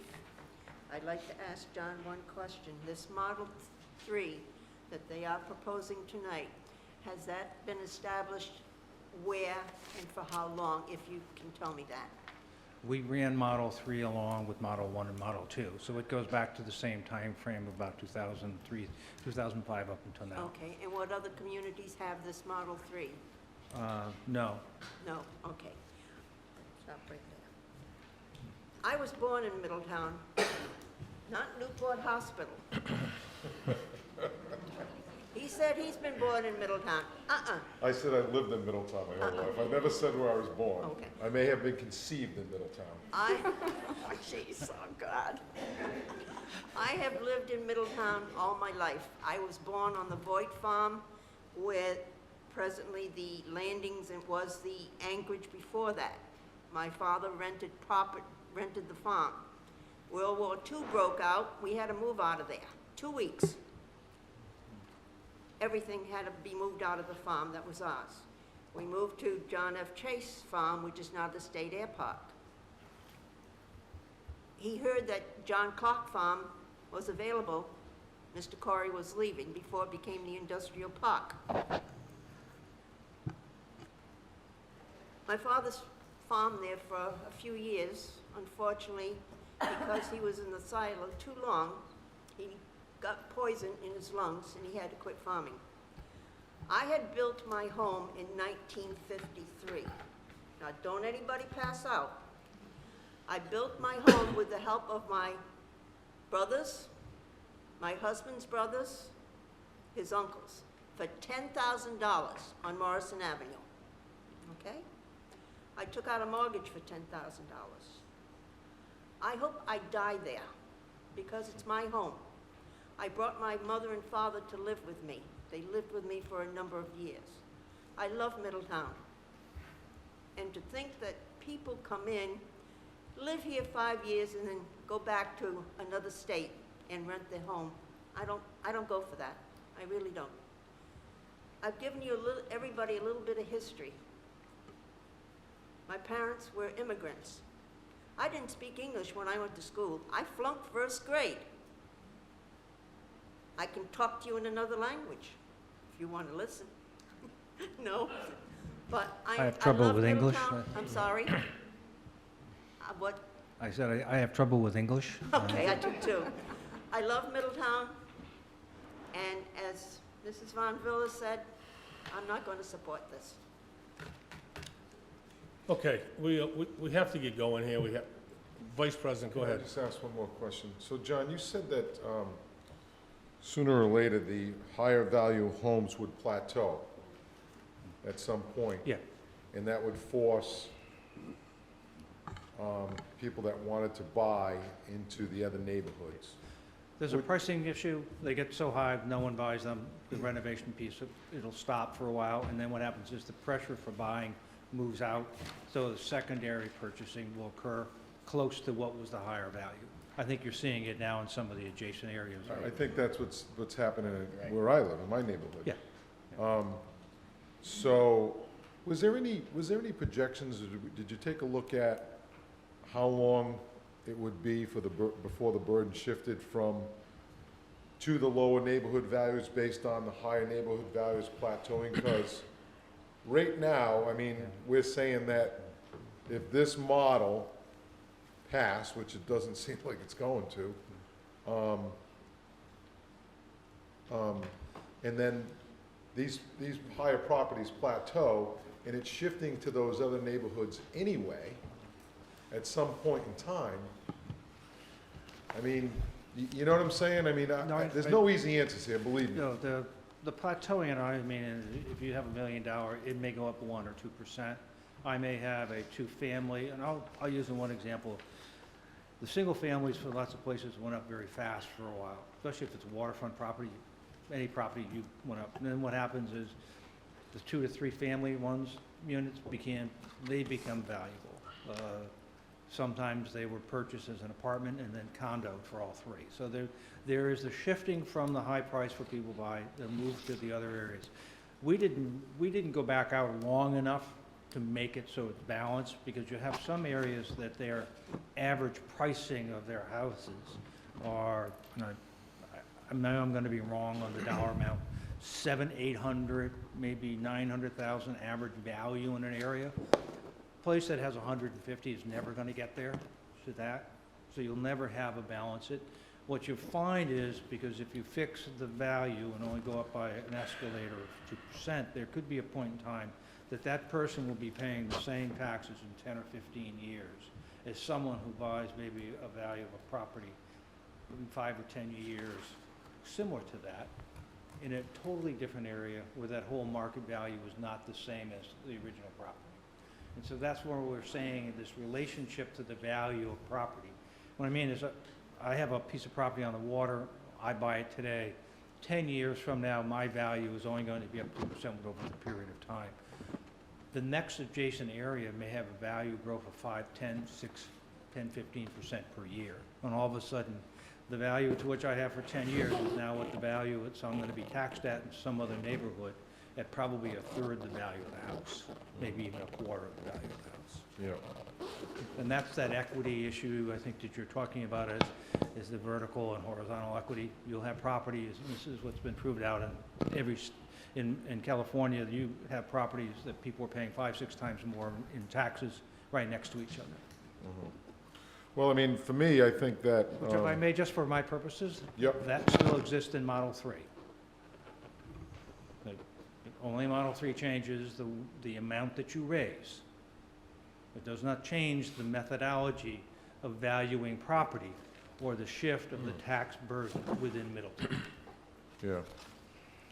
So coming into tonight, I didn't even want to vote on this because of the assumptions made, and there's no real hard numbers to look at. I'm a numbers guy. I want to see numbers. I want to base my decision based I on would differ that. with you. These are real numbers. What was done, this is what would have happened if this was implemented when this started. These are real numbers. The assessor's office did really a fine job in taking back. They went in, they looked at the property sales. In other words, if you sold a piece of property 5 years ago, they adjusted the value. This is a real set of numbers. This is not an assumption that we did ourselves. This is a real set of numbers on real activity. No, John, I meant, no, I thank you for that. But I meant like, you know, if there was a shortfall of 51 million, and that scared the heck out of me, and I'm sure everybody else, and I said, wait a second, could never support that. And then Dennis would say, well, John, that's based on the assumption that we didn't raise the levy, and we're at the 2%, and that's where the shortfall came. Those are the assumptions that I'm talking about. So Model 3, there's no... It is and it isn't an assumption. The reason I'm jumping in is because that is the legislation that you put forward to the legislature. So that's what it would have been. Again, that's what we modeled. What we did is we then said, I know we're going to get a question is if you take that levy cap off, what happens? And so we ran that for Model 3. So I listened tonight, I think it's great that we just get to ask questions tonight. Well, while something has to be done, and I've said it all along that I like some parts of this, I don't like other parts of it. I do applaud Dennis and Mr. Viveris and Tom Heaney and that committee for their work. I mean, you know, who sticks their neck out there like that and took a heck of a public beating because, yes, while he may be affected somewhat, I think his heart was in the right place of trying to solve some issues for everybody in Middletown. I firmly believe that. I Whether also you would commend agree- them as well for their work on it. Yeah, whether you agree, or residents, or myself, or fellow council people agree or respectfully disagree. I look at it as uncertainty at this point and risk. I wish we could just take pieces of it and modify it, and maybe at some point we can, and come up with our own model. I do like parts of Model 3. I think parts of Model 3 would work. I don't like the parts where it shifts the burden. Eventually, based on plateauing, it could eventually shift that burden, but that's down the road, and that's an unknown right now. I like knowns, and so I don't like the fact that it could, you know, if you owned a piece of property and then I owned a piece of property next door and I've held on to mine, and you just purchased one, you're paying this and I'm paying this. And I could pay that forever, which would be great for me. and I like that part of it. I like the community piece, and I like bits and pieces of Mrs. Von Villas's fairness as well. And I know Bob and I talked a little bit about fairness about it as well. So it's a very difficult decision, but I think at this point in time, I'm not going to support it because of the inequities. I think there's other things we could do. I think there was some good ideas that came out at the last, you weren't here, but last week we had a revenue idea sharing meeting. And we had some really good ideas come out. I firmly believe that the folks that are making money on these things, they should pay a different tax rate. There's no doubt in my mind. They don't live here. They do pay taxes, but they're not full-time residents. And I know the homestead does address some of that, somewhat. And I did not support the homestead. I made it very clear last time because I wanted to see, I don't think you can have two things going on at once. I agree with that. And I just wanted to see how this was going to play out. As we learn more about it, once we got your study and got you in front of us for the third or fourth time, thank you. So I do think that we do need to do something. I think that there's other avenues of revenue as well that we can certainly implement and to help the residents with taxes. I don't know if homestead's the answer. Maybe it is. It may be a start. But you know, out of going forward with Dennis, and when he started this, even before he was a council person, he would come and wear us out. Like he kind of wore you out a few times, you know? But in good intent of, and when things like that happen, it kind of brings together some other ideas. We've got to do something. You know, I think something good will come out of this. Whatever, life's about compromises, I believe there will be some type of compromise here, some type of tax relief. And I think while he may not be satisfied or happy with the outcome tonight, I think he may be happy with I think we all may be happy with going forward, we are going to do something about this. And I do believe that this is the council that can do this. So thank you for your time, Antone and Dennis and Tom. I appreciate your efforts, and Larry Connell, I believe, and the other members of that group. I really want to support it. It's just too many inequities and too many unknowns for me at this point in time. Okay. Bob, just one more thing. Go ahead. Real quick. You know, I was watching the national news, and they were talking about they're going to have a wealth tax. That if you make a certain amount of money over, you know, $50 million, you're going to have to pay wealth tax on it, right? And someone was talking about how much is enough that people should be paying for taxes. How much is enough? And it all depends who you ask. Some people would like 90% of someone's earned income towards taxes. Some people don't want to pay any taxes. So that's the question, right? What is fair? What is equitable? I just want you to know that in the lower income properties, which I don't call them poor, people refer to them as poor, I call them financially challenged. They live in Rhode Island. The total amount of taxes that someone would pay in Commodore over the next 10 years, if you just level funded at 2% increase over, didn't reassess them, but you just increased it 2% because that's what the town needs, the total amount of taxes they will pay will be $37,000. That's the total amount of taxes they'll pay in 10 years, right? The person who has a $1.8 million home will pay $311,000. Now, $311,000 versus 37. Is that enough? Should they be paying 25 and raise the other folks to 400? What is the right number?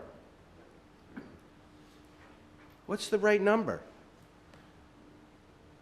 You know, we talk about our farms, so we lost our farms. We talk about land, we're gonna lose our land. We're losing our neighborhoods. It's just a matter of time. My neighborhood, some of these neighborhoods are already baked out. It's too late. They're already up here. If you're living on the other side, north side of Purgatory Road, get ready. If you're living in Mitchell's Lane, get ready. Here, they're coming your way, okay? Then you're gonna be in here saying, we need tax reform. So, you know, again, I'm just one vote. This made a lot of sense in regards to tying people to what the town needs, not based on who's moving in next door. When they used to reassess every 9 years, it wasn't a big deal, because it would be 9 years. You would hope maybe there'd be a recession going on when they did the reassessment. Everyone would have been a little closer.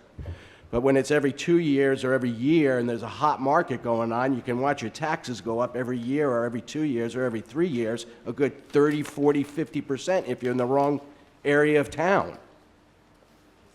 And this argument about this person over here is paying more to plow their street than my neighbor next door to me, this is one town. You pay to plow the streets of Middletown. You don't pay to plow your personal street in front of you. No one's getting any extra service because they're paying extra dollars. And where are we going as a community, as a society? Are we going to not have prices on our menus now? They're going to determine it based on what kind of car you drive or what kind of clothes you wear? Is that where we're going?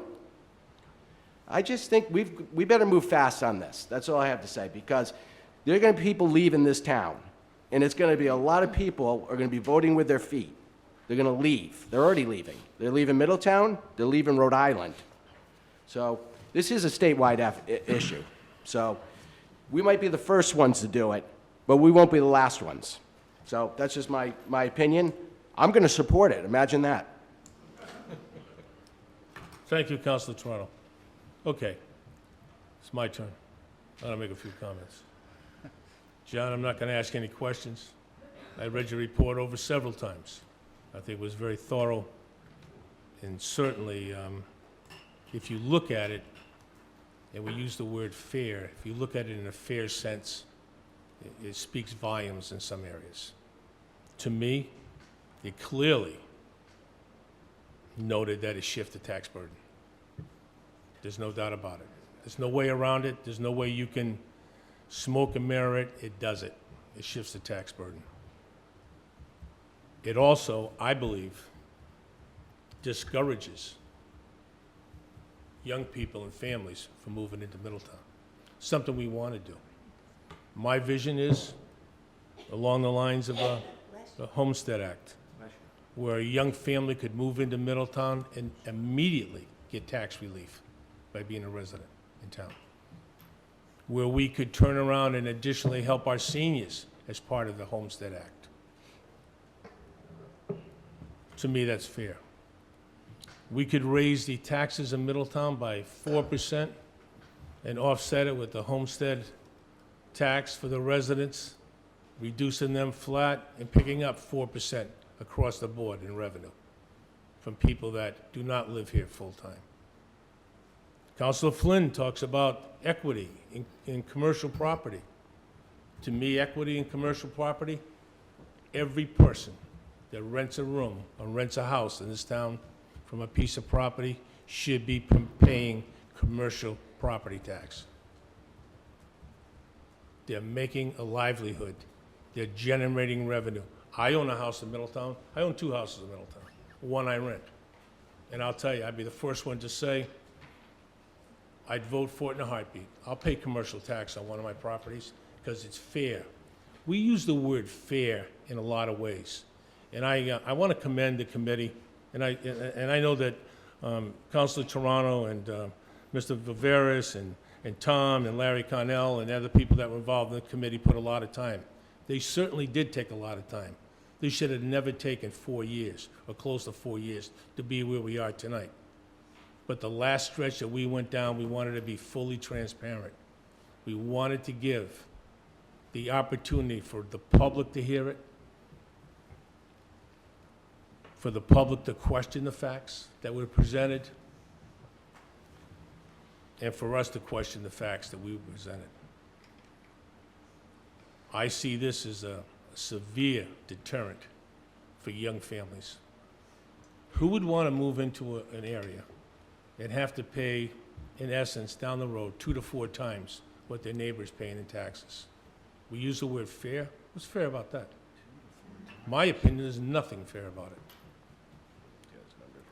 We all know that we're an aging community, and I think this would make it worse, because young people would not move here. We would get older and older and older. We fight very hard to maintain a discipline, to keep our taxes down, and we've done that. We've done that in the last 3 years, but we have to be realistic. We have to look for other sources of revenue. This is not going to help us. This is going to hurt us. I put it on the, I asked for the special meeting that we had the night that we solicited public input in regards to potential revenue sources. Seemed to be the topic of the conversation that night was taxes again, because everybody thinks of taxes as being the only source of revenue. It's a large part of our revenue, but there are other ways to solicit revenue. I believe that this proposal, and again, even if we use model number 3, where you could raise the taxes to make the ends meet with any desires or any financial needs of the town, it's still not fair. It's not even close to being fair, because it shifts the burden to the people that cannot pay it.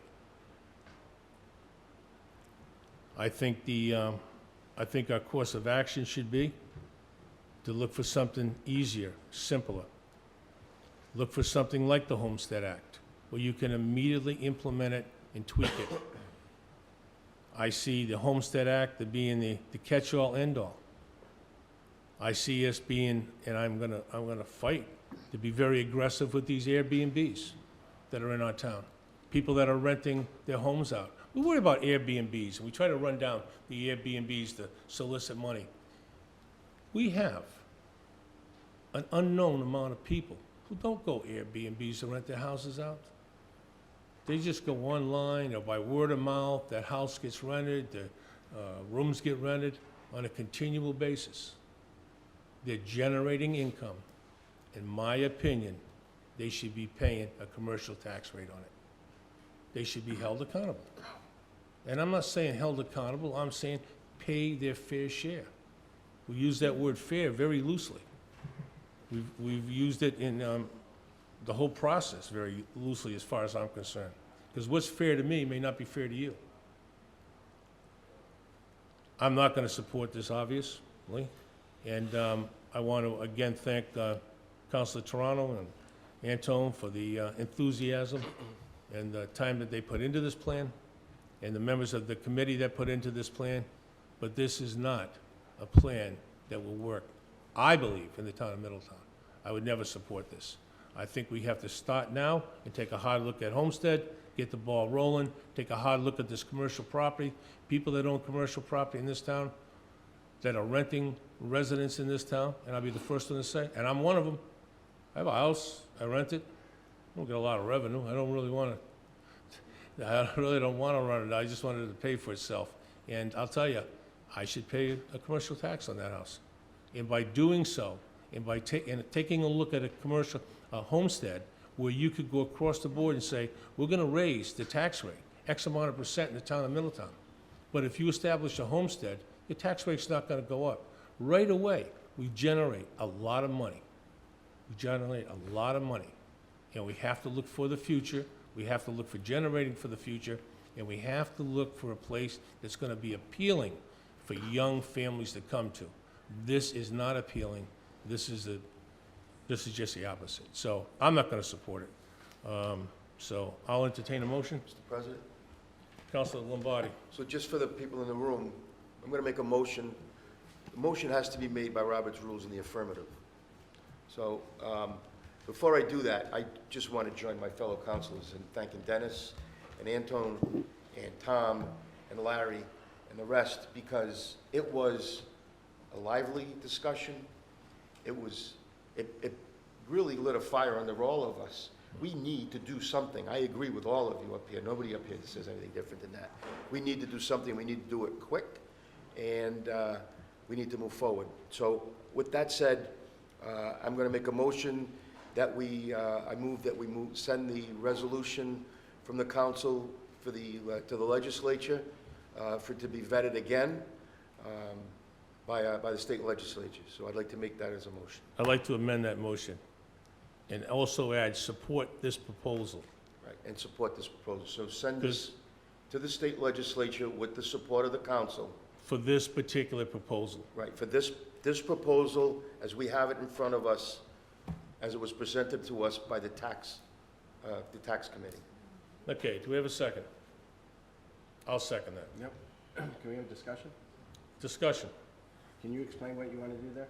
I want to send the legislation back up. Since we have the RIPEC study, I want to send this proposal, as it was presented originally, back to the legislature with the RIPEC study, with the full support of the council. I would like to make a change to that if you're going to send it up there, because we just want to, I would like to say we're going to remove the cap, because there seems to be a No, problem we have a with that. motion and it's been seconded. Okay. Okay, discussion.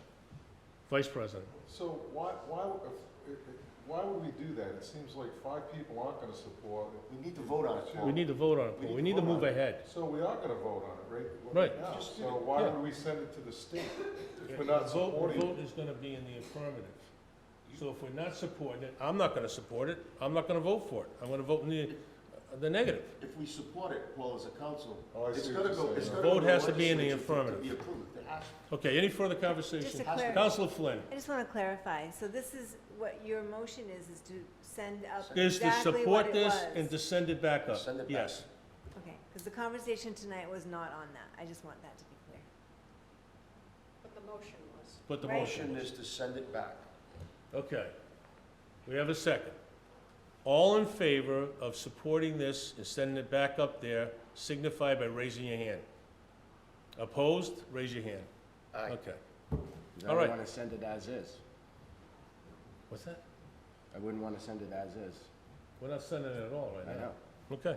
All right, let's move on to the next docket item. Okay, public forum. I have a question of At Mr. least I can reconsider for next month. Mr. Frank, you filled out a form for the public forum, and you wrote on it the last council meeting. Can you be a little bit more specific? Yes, I'll give you a call tomorrow. Oh, why don't you come up to the mic? Let me read it in first. Public forum pursuant to Rule 25 of the Rules of the Council, citizens may address the town on one subject only. Said subject is sensitive town business, neither discussed during the regular meeting nor related to personnel or job performance. Citizens may speak for no longer than 5 minutes and must submit a public participation form to the council clerk prior to the start of the meeting. All items discussed during this session will not be voted upon. And we do have some forms. Mr. Frank, very vague on this form. It's not going to be about what we just discussed. What's that? It's not going to be about anything that was just discussed. Pam, can you people in the back of the room here? I can't hear I you. don't think It's they not can. going to be about anything. Pam, that you we- gotta make sure that you adjust that mic so Okay, is this these better? people can hear. This better? Yeah, I'm gonna have her adjust the mic though, Okay. because, I can't even hear you, Mr. Frank. We're close to their mouths. yeah, Okay now? that's a lot Okay. better. Lawrence Frank, 8 O'Donnell Road, Middletown. Yeah? Councilwoman Terry Flynn spoke, this is at the last council meeting. Councilwoman Terry Flynn spoke about the importance of quality education and the way it can attract families who want to live in Middletown. Councilman Paul Rodericks spoke about the importance of affordable housing and how it allows families to have homes here. And Ashley Medeiros spelled out the economic difficulties in attracting middle-income families to live in Middletown. One needs a salary in excess of $100,000 just to be able to afford a median-priced home. These issues pretty much define the problems facing Middletown. These issues are all connected and must be addressed in concert. High housing costs discourage moderate income, not to mention low-income families from coming here. Households with adequate incomes will not come here if public education is substandards, and if fewer families live here, the student population will continue its descent. I continue my promotion of school consolidation. Businesses will not locate here if housing and education costs are not attractive to their employees. How many $100,000 salaries do McDonald's, Starbucks, or any of Rocky Kempenar's properties pay? A service company, which is where we are headed, is not able to provide the incomes needed to live here. What Middletown needs is an integrated approach to these issues, none of which can be addressed in isolation. The issue of taxes needs to be part of this. Affordable housing will need to include subsidized housing. My greatest concern is that we are at a tipping point. Have we already passed the time when no matter what we do, Middletown will become just another tourist attraction, giving our homeowners fewer and fewer reasons to continue to live here? Or is there still a time to reverse this? This will not be an easy process, and many of us will have to put aside long-held beliefs that, in my opinion, have left these problems to fester and grow. This is one of those existential moments. To do nothing is not an option. Thank you. Thank you, Mr. Frank. Mr. Viveras, Anton Viveras.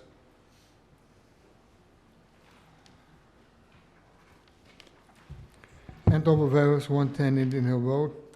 Thank you, Mr. President and the council, for holding a meeting last week for public input on ways to raise new sources of revenue without raising taxes on existing property owners.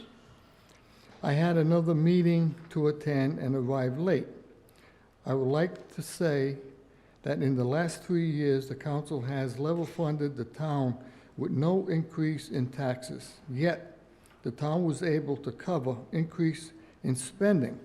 I asked, how did they do this?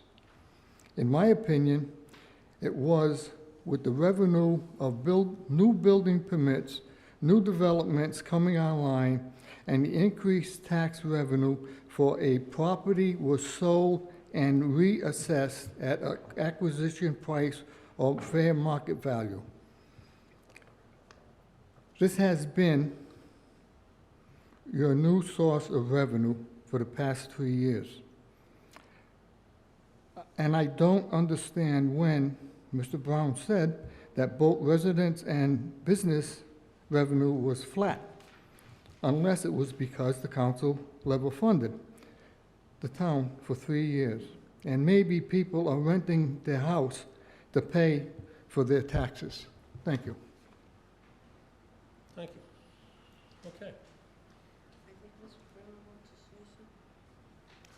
I just want to clearly state that Senate Bill 3050 and Rhode Island statute would not allow us to raise additional revenue for the town based on new development. That is statutorily prohibited.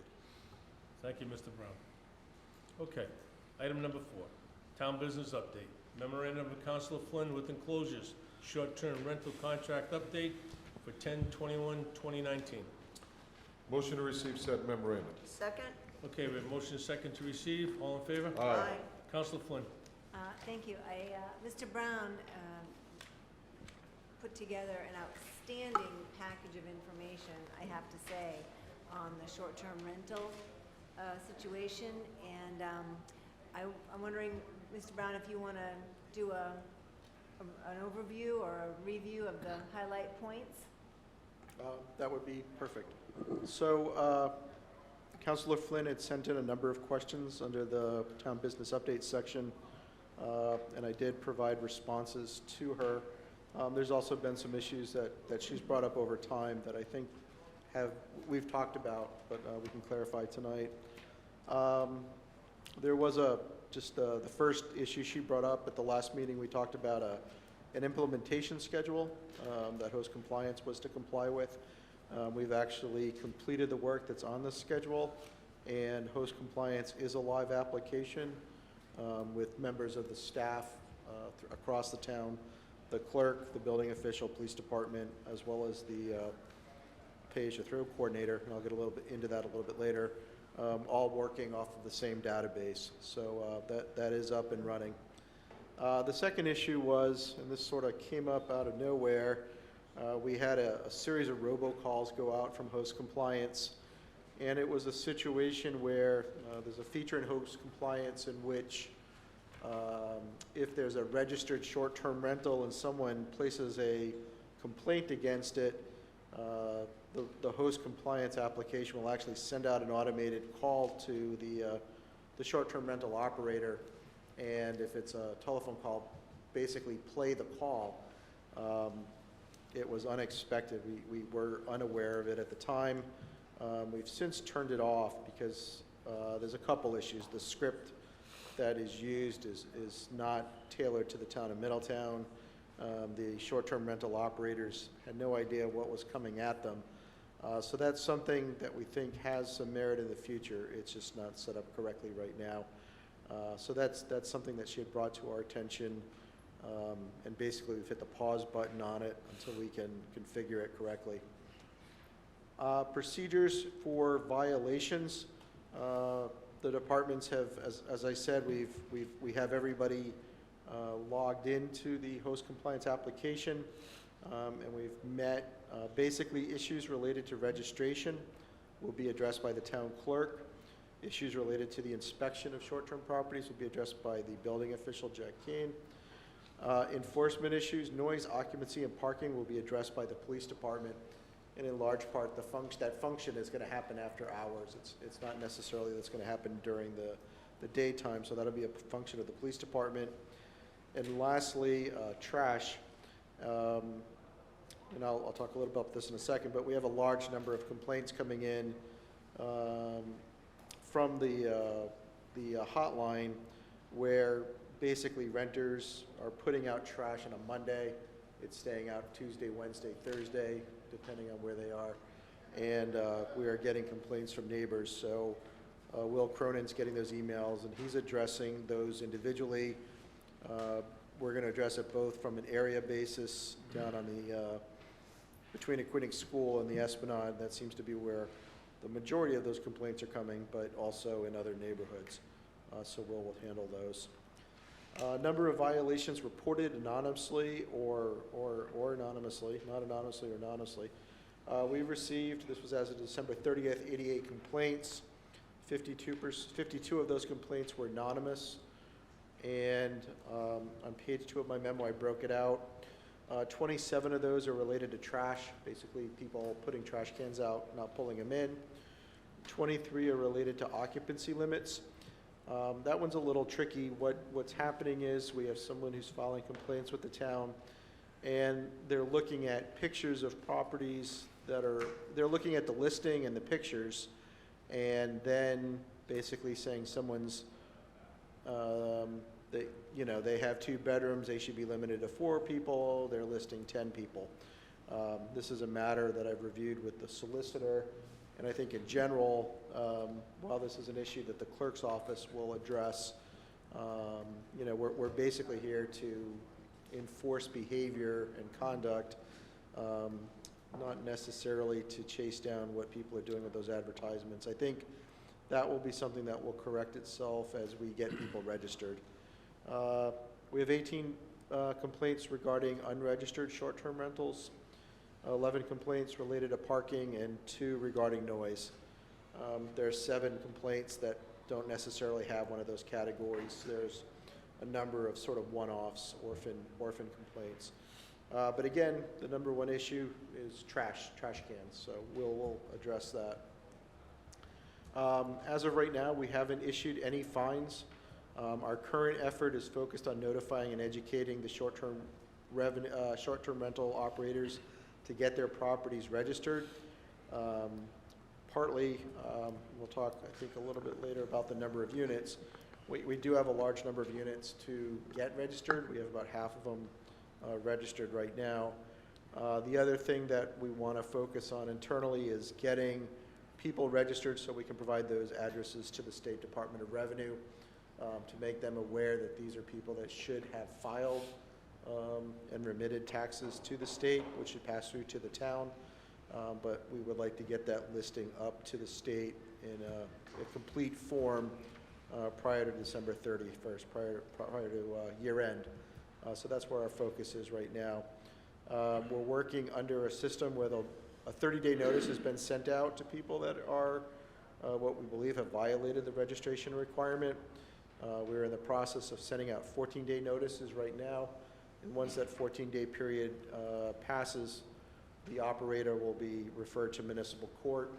We'll work with the solicitor's office and specifically with the town prosecutor to address those matters with the municipal court judge. So we'll be moving on to that next phase when that will happen. Again, on page 2, the number of new registrations. This just basically provides a summary for the months of July, August, and September, and October through October 30th. Number of filings, you can see we've had 43 people sign up in July, 7 in August, 9 in September, and 28 for the current month of October through the 30th. And you can see the ranges of amounts collected, $6,545, $1,210, $1,925, $4,785. So those are the fees collected strictly for the registrations. The finance office reviewed the reports from the state for the amount of taxes that were remitted for the year to date. For the first 3 months, we haven't received the October check. We've received $54,137 for taxes collected from short-term operators for those first 3 months of the year. The next item, the hotline phone number. The hotline phone number is 401-205-8353. And then there's a listing in the memorandum regarding where it is on the website. The town's IT director will be adding additional navigation to the website so that from multiple locations on the website, you'll be able to find the short-term hotline portal. So that should be a lot easier for people to find. There's been a number of questions regarding whether host compliance is available to the public. There is not a public-facing part of the program. It is mostly set up and configured for the staff to address compliance issues. There's certainly information that is in there that at some point can be made public, but right now it is mostly collecting compliance issues. And then the last issue that Councilor Flynn asked is for some comparative statistics. So just in general, currently, there are 517 short-term rental listings in or near Middletown. That is the number of active advertisements that are on websites, host compliance, VBRO, and the like. There are 348 unique rental units in or near Middletown. That's how many they're tracking right now, and there are eight new units were identified in the last month.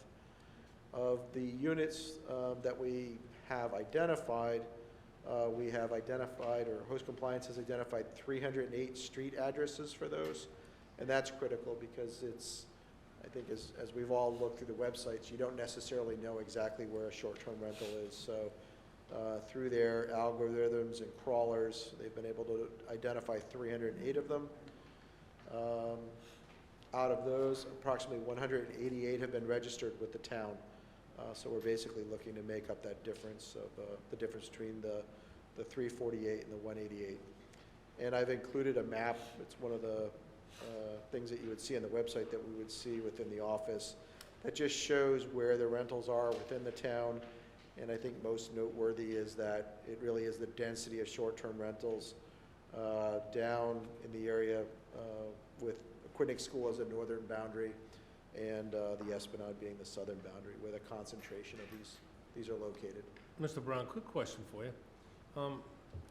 Is there a manpower issue in running these, following up on these complaints? No, I don't think so. So I'm going to work with the clerk. The clerk and I are working on, it's reconciling data. The process of sending the letters out is an automated process, so it's a form process generated by the solicitor. The solicitor, prepared and helped us make sure the letter is correct, and that's an automated process. Well, you do that once, right? And you're automated. Right. And then we basically need to just download the data into some forms to issue the notifications to bring them into court. So, Okay. yep. I think the sooner we do it, the better off we're going to be. Again, the goal, my goal, which has been communicated to staff, is to get all of the addresses to the Department of Revenue prior to December 31st, and working towards getting people in a municipal court, so that we have, and we have a full database to get the notifications out for the next licensing cycle, next early spring, late winter, so. And start running down some other potential violators, correct? Exactly. Any questions? I just have a couple of questions, and this was excellent. I got a lot of great feedback on this data that, you know, a lot of people have been curious as to what's boots on the ground results. On the map, Sean, it says compliant or non-compliant with land use regulations. What are you referring to there? That's their language. It's for other communities, they're using different pieces of assessor data to identify, it's other criteria. It doesn't necessarily apply to the town of Middletown, but, For example, Newport, short-term rentals are allowed in certain parts of the city, but not in others unless you get zoning board approval. So it's criteria that's really not applicable here. Okay, so it's not registered or non-registered for our uses. Like, how did they assign those green dots and red dots? we're compliant or non-compliant based on the fact that people have already registered with Registration. the clerk's office. But for a community like Newport that's using the same program, they have other attributes, as the solicitor said, that But they for would. this map, it's registration. If they are properly registered with the town, and they're non-compliant if they are not. Exactly. Okay, great. The other question was, I understand on the trash is, it's always the enforcement piece that everybody, gets the hairs on their neck on about. And I understand with trash that the, PATE director is going to be working on those individually, and the occupancy and unregistered is gonna be the clerk's office with the letters, correct? Mhm. What happens with the parking and the noise? You mentioned that the MPD will be going out in the evening, but is that a visit to the home, a letter, is that a call? What does that look like? A visit to the home, It's a visit, okay. correct. Okay, do the reporters anonymously or not anonymously, do they get any feedback or follow-up or notification of their complaint? So the people that provide the contact information, we've been in touch with them. Okay. so- Anonymous, we have no way of doing that, The ones that, and that's one of the things we struggle with, because what we have found is a lot of the anonymous calls are they're just repeating themselves. It's the same, it's multiple complaints against the same property. In some cases, the complaints aren't valid, are not valid? but again, we don't have a way to inform that person that, there's a non-valid complaint, so. Well, if it's trash, for example, is it simply that they're violating week after week? Well, it's not a trash situation. It's some of the other something issues where they're saying there's issues with being registered, or there's occupancy limits, where we've discovered that the complaint is not accurate. We're not able to To tell them to Correct. stop to stop, complaining? like, we've investigated this. This is why it's valid, so. Does host compliance have a response to that? Because that's a gap. It's the problem with anonymous. Okay. This was wonderful. Tremendous, Rod. Thank you. Anyone have any questions? Okay, Council Lombardi. Sean, one of the things that Evan Smith brought up the other night when he was here was the issue with the state of Rhode Island. I know Newport has asked for them to provide data based on who's paying and who's not paying, and the state of Rhode Island won't give the towns or the city of Newport that data. And what I think I'm going to propose, probably at the next council meeting, I'm going to put it on the docket, that I've already talked to my counterpart on the committee with Evan from Newport, that we put a joint resolution in from Middletown to Newport to audit Airbnb, so we can get that information. because I think we're gonna find that there may very well be people in Middletown and in Newport that are not registered. And that's data that we can't collect right now. So I don't think I can make the motion tonight, because I have to talk to Councilor Napolitano to see if we can do a joint resolution from both councils. And we'll send that upstate. Sounds good. All right, any other comments? All right, thank you, Councilor Flynn. Thank you. Motion to act as a Board of License Commission. Second. Motion second to act as a Board of License Commission, all in favor? Aye. Okay, item number 5, public hearing advertised. Application received from the following named persons, firms or corporations for renewal of alcohol beverage license for the 2019-2020 licensing year. See attached list. Motion to open the public hearing. Second? Motion second to open the public hearing, all in favor? Aye. Is there anyone in the audience that would like to speak in regards to item number 5? Seeing none. Motion to close the public hearing. Second? Motion second to close, all in favor? Aye. Motion to grant said license renewals. Second? Motion second to grant. Any conversation? Hearing none. All in favor? Aye. Motion to reconvene as the town council. Second? Motion second to reconvene as the town council. All in favor? Aye. Motion to approve the consent calendar minus items number 6, 8, and 11. And 10. 6, 8, 10, and 11.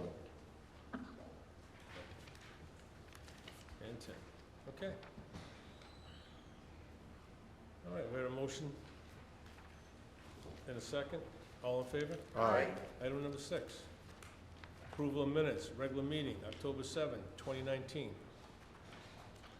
Motion to approve said minutes. Second? Motion and a second. Councilor Flynn. Thank you, Mr. President. I just have some corrections on the minutes. You want me to just rattle them down? In item number 7, it reads, Mrs. Flynn explained the revisions are being proposed, but no developer has utilized the ordinance yet. The word "but" should be the word "because." It's stated as a cause and effect, not an exception. So I wanted to make that clarification. In item 20, the council did take a vote on the facilitator issue. The president asked if the council was in favor of having a facilitator, as I was, and asked if anyone on the council was opposed to having a facilitator. And I didn't see it in the minutes, wasn't sure if it was supposed to be, but I didn't know if it was an official vote, but it wasn't there, so I thought I would bring that up. And on number 22, on the 4th paragraph, after it reads, Councilor Flynn noted the project is on track, which is correct. It reads, Mrs. Flynn inquired where the money for the senior housing project manager will come from and how long the manager would be in place. That was actually Ms. Santos, whose name should also be in the following paragraph, to whom Sean responded. Okay. And you're requesting that those changes be made? Well, the vote is a query. I'm not sure if that was omitted or supposed to be in there. So But yes, to- there would be corrections. So to address item 20, the vote, it was more of a poll. It wasn't an official motion with a second. And I went back and reviewed the video probably about 4 times because there was so much conversation about the item to make sure that there wasn't a motion and a second, and there was not. Okay. That's why it was not included. Okay. All right. Thank you. And it Thank was you. a typo on the, my Santos Flynn typo on the item number 22. Okay, thank you. And item 7, you can just put "because" in place of the word "but" to clarify that cause and effect. Yeah, I mean, are you putting that in form of a motion? Because you need a motion to do that. Oh, yes. So I'd like to make a motion Need to to, amend the motion. There's a motion to Oh, I'm approve the sorry. minutes right now. all right. Do I do that now? Yeah, yes. Okay, I'd like to amend the motion to correct on item number 7 of the minutes as stated, and item number 22 of the minutes as stated. Second. Here, a motion is second. Any conversation? Hearing none. All in favor? Aye. Opposed? Okay. Item number 8, communication 2. Edward D. Parry, Jr., Esquire, Brown, Ruckert, LLP, with enclosures, small cell facilities, Middletown, Rhode Island. New Singular Wireless, PCS, LLC, DBA, AT&T. Recommendation for Roads and Utilities Advisory Committee, approved 74 Honeyman Avenue, 65 Orchard Avenue, and 250 East Main Road. Motion to receive said communications and approve the small cell facilities at 74 Honeyman Ave, 65 Orchard Ave, and 250 East Main Road. Second? Okay, we have a second. Councilor Flynn. Thank you, Mr. President. So this is an issue, and these three polls have come up at our previous meetings on July 1st and August 19th. And I understand the request has returned with the Roads and Utilities Commission approval. So it came to us, we sent it to them, and now it's back to us for final approval. Thank you for that clarification, Madam Clerk. So I'd like to point out that their approval is likely one of logistics, not hazards. And we discussed this, in the summer, and I feel compelled to bring it up again because as stated at the July 1st meeting, I'm just gonna review my notes very quickly. In May of 2019, the Chicago Tribune and Fortune published articles on the 5G subject. And the jury's still out about health concerns that are gaining worldwide momentum.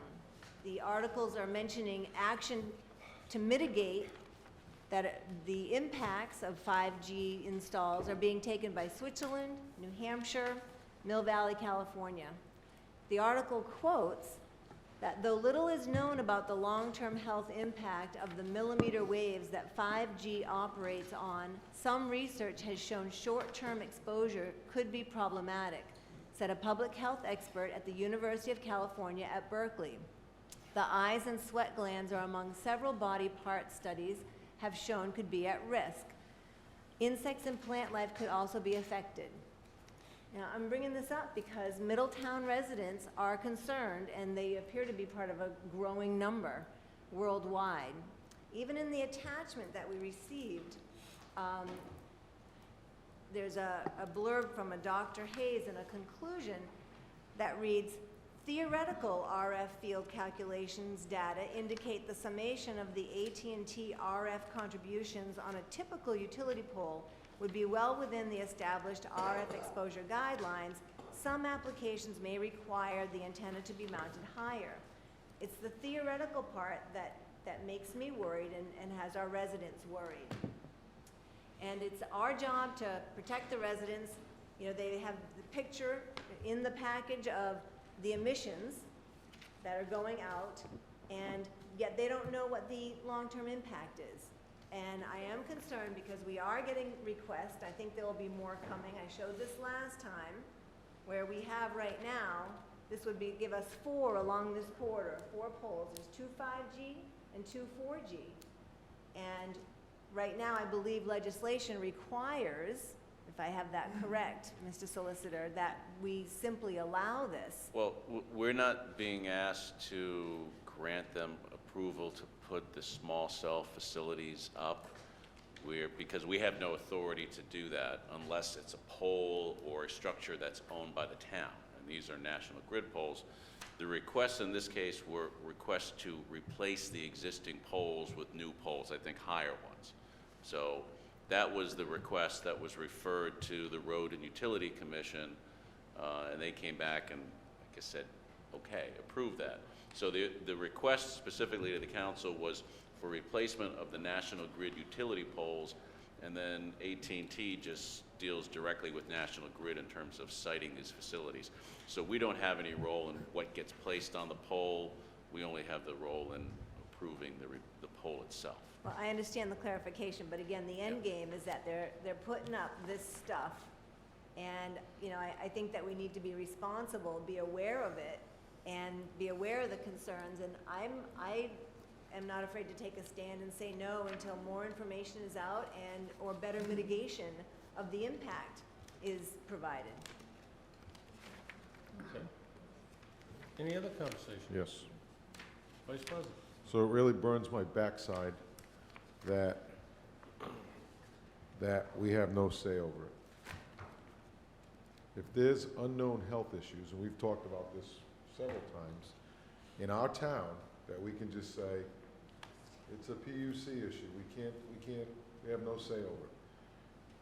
Isn't two of these roads that these poles are on in our dirt? I don't know that. I don't know. They're National Grid poles. I don't know where the Well, National Grid has these. poles aren't on people's properties, they're in town property. I think we should have a say. State road, we might not have a say, but in town roads, I think we should have a say, if that's the case. That's kind of what the state does with state roads versus town roads. I Well, don't that's why the understand request that came, the request came to replace, for example, replace a 28 11-inch pole with a 34-foot pole, a 34-foot pole with a 38-foot pole. So those were the specific requests that came to the town, and then were referred to the Road and Utility Commission. So why don't we have a say over this? If it's good Because- effect, if there's unknown help. Because well, it's the state law, and if we want to discuss it with the delegation, then that's something maybe we take up with them, but, bottom line is the state law says we have no role in prohibiting, permitting, approving, the location of these facilities unless they are on a town-owned facility, meaning a town-owned pole or a town structure or building. Vice President brings up a good point, though. Yeah, it is our dirt, especially on, I would assume, Orchard Avenue and Honeyman Avenue, for sure. Ed, do you want to make any comments? Yes. Please. Just name and address, please, and who you represent. My name is Edward Parry. I'm the author of the request. I'm an attorney at Brown Rudnick, 10 Memorial Boulevard, Providence, Rhode Island. Thank you. First of all, I want to be clear that this is not a 5G installation. It's not a millimeter wave. This is a 4G antenna that's going on the top of the pole. There's 3 poles. 3 poles. Each one will have 1 antenna. The report you see is hypothetical or theoretical because the antenna is not up there. We do have to comply with the FCC standards. The local jurisdictions, unfortunately, don't have any jurisdiction with respect to the emissions. So as long as AT&T complies with the FCC standards, then we can proceed. With respect to the question about state law, back in 2012, I believe, there was an act enacted by the General Assembly called the Rhode Island Small Cell Siting Act. It basically takes jurisdiction away from local municipalities, gives it the opportunity to replace poles, but it has to be generally building permit, electrical permit. Our lease is with National Grid. You do have some authority in the public right-of-way, but we have to be treated just like anyone else in the public right-of-way with respect to the pole set. So we are seeking, we chose these 3 poles. We do have other locations in Middletown already where we could attach to the existing pole. National Grid made us change these poles. Whether they were structurally sound or not, it's certainly at our cost, and I think National Grid probably takes that opportunity to have us replace the poles. So that is what we're seeking, and then we will attach our antennas on behalf of AT&T to those poles. And in this instance, National Grid has already replaced the poles. Do you have any information about the health risks? I did. I submitted a report with each of the 3 installations. Shows that we will comply, and we can certify that we do comply once they're installed, but we will comply at a very low power. And if you take a look at the report that was submitted, you'd have to actually be hovering up at the top of the pole, within inches or a foot of the antenna to exceed the emission standards. Once the signal dissipates to the ground, again, it's very low power, and if you take a look at the percentages, you'll see that, most of people walking underneath the pole or near the pole would be less than 1/2 of 1% of the maximum. And where does that data from? Is that your own data? That's based on the antenna, and that's based on the FCC calculation as prepared by Don Hayes. So there's that means absolutely nothing to me. Well, it's the FCC standard. There's a calculation that's done pursuant to the FCC, which demonstrates compliance. We have to show that we comply, and those are the reports you have. We're not making up a calculation. It's based on the FCC requirements. Which we don't know anything about. Well, it's the United States government's requirements. You can go to the FCC webpage to get, That's a credible source. what's that? That's a credible source. It's another wall thing, Yeah, Counselor Rogers. yes. So on top of these poles, what is the intent?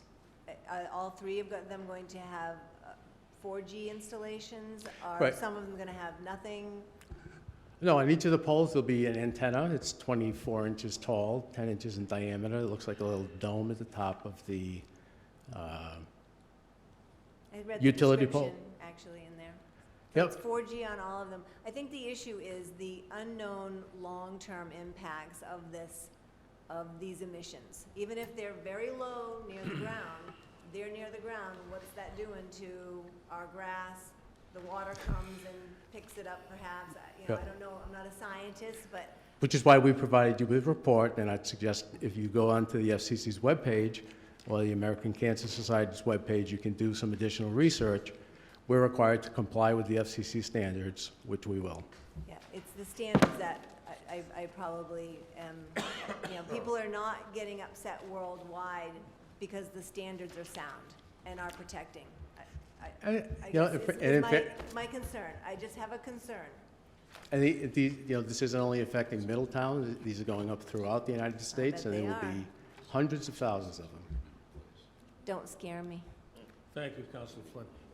Solicitor Pete? Yes. We can't, there's nothing we can do to prevent this, correct? Not the placement of the facilities. And Yeah. in terms of requests for replacement of poles, we have to treat that in the same manner that we would any other, if National Grid came and said, hey, we're going to replace the pole here. That we do have other situations where they want to put in new poles or replace existing poles because of age. And, those referred to the Road and Utilities Committee, and they just have to use the same standards for those requests, whether it's this sort of a facility or some other type of. Okay. Any further conversation? Okay, we have a motion, it's been seconded. All in favor? Okay, item number 9, thank you, Ed. Thank you. Thank you, sir. Communication of Dennis Panacci. What was the vote on that? Did we vote on it? Yeah, we just voted. You didn't hear? I heard one person say aye. Aye. Yeah, I didn't, Okay, all right, all in favor? Aye. Aye. Opposed? Aye. nay, yes. Thank you, Mr. Sickett. All right, communication, Dennis Panacci, Executive Director, Samaritans of Rhode Island, with enclosures, appreciation of support. Oh, I'm sorry. We're doing We didn't pull that off, I'm sorry. I wasn't listening. Item number 10, resolution of the Exeter West Greenwich Regional School District School Committee, RE's Fields Trip Funding Law. Motion to receive said resolution. Second? Have motion is second. Council Von Villas. Yes, I'm very interested in this resolution because of something that similar happened in Portsmouth in regard to one of my grandchildren. What I'd like to recommend, this is about field trip funding. I'd like to recommend that we refer this to the superintendent and ask her if she had a recommendation as to whether or not we should write a similar resolution. Mr. President. I don't, Council Lombardi.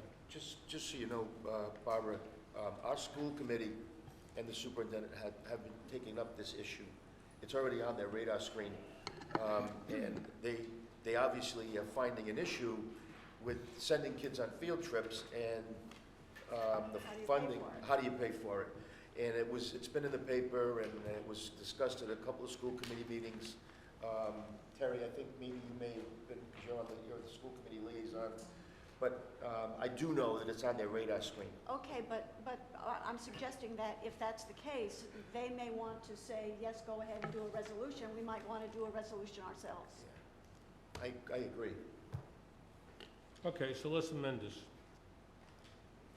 We have a motion which has been seconded to receive the said resolution, amend it to forward it to our school committee Yeah, for recommendation. for recommendation. Second? For a joint resolution from us and them. Would it be a good They idea? Well, let them they look already at it. did one. Let them look at it?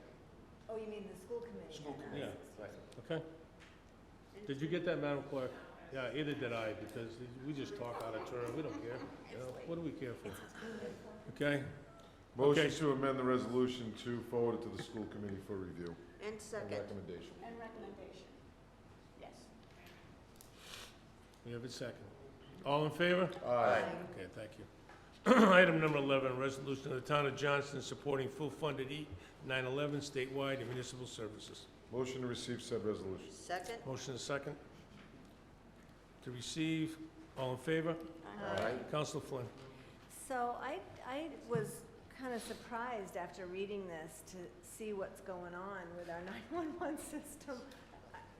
So it may not be anything new, but I was wondering the same thing. This is a safety issue, and I just want to know if the council would like to appeal to the state in kind, as this resolution did from Johnston.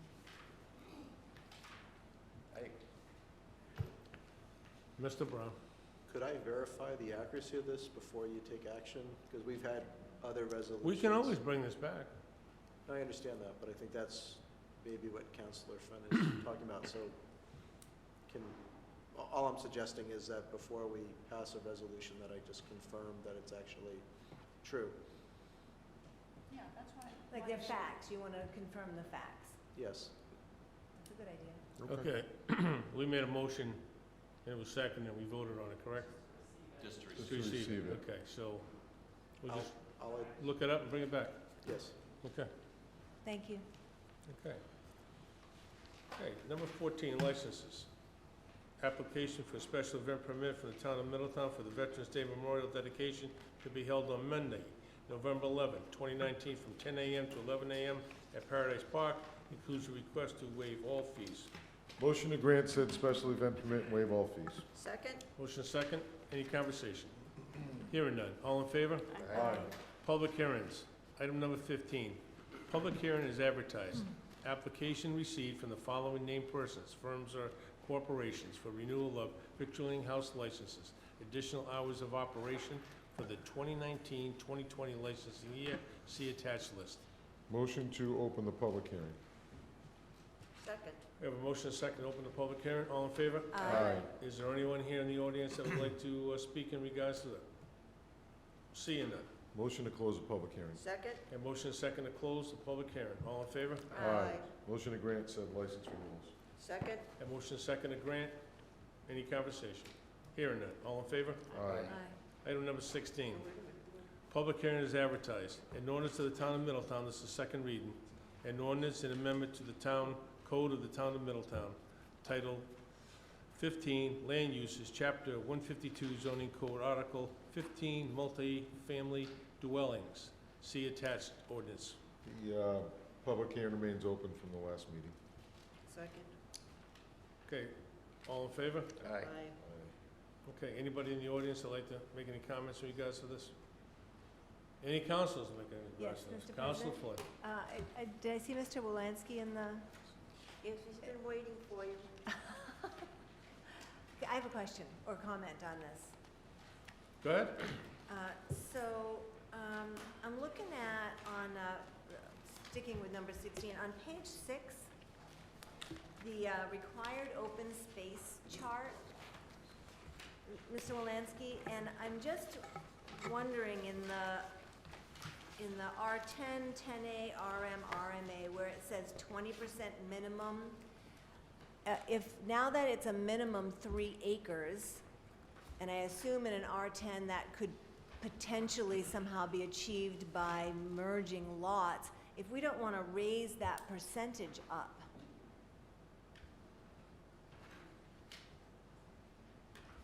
I'm not following. so do I have it right that there's a 3 acre minimum now with The, these? the proposal, the amendments would impose a 3 acre minimum lot size, yes. Okay, so if you have to have 3 acres to do something, that 20% required minimum open space seems low to me. Okay. So everybody else, the other lowest is at 30%, up to 45%. It seems now if you now have a minimum of 3 acres, you should increase your required minimum open space for an ordinance of this type. Are you asking or telling him? Well, I'm telling him. it should be higher now that we have a, because there was no minimum before, correct, as far as acreage?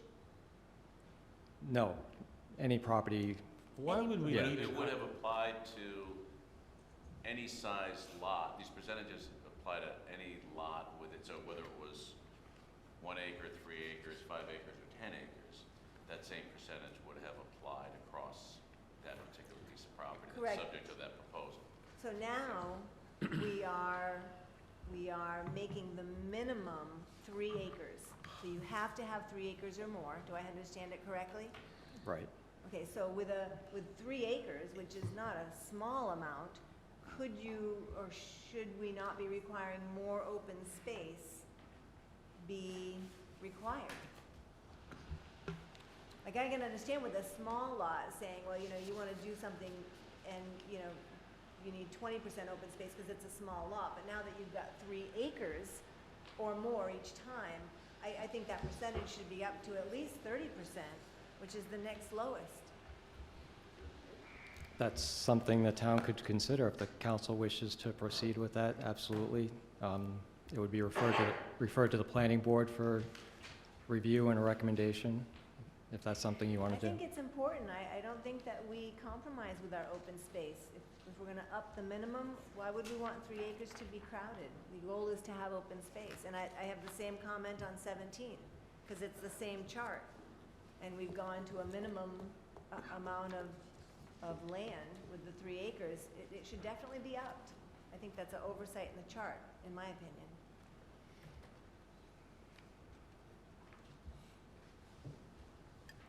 Ron, any idea where the 20% came from?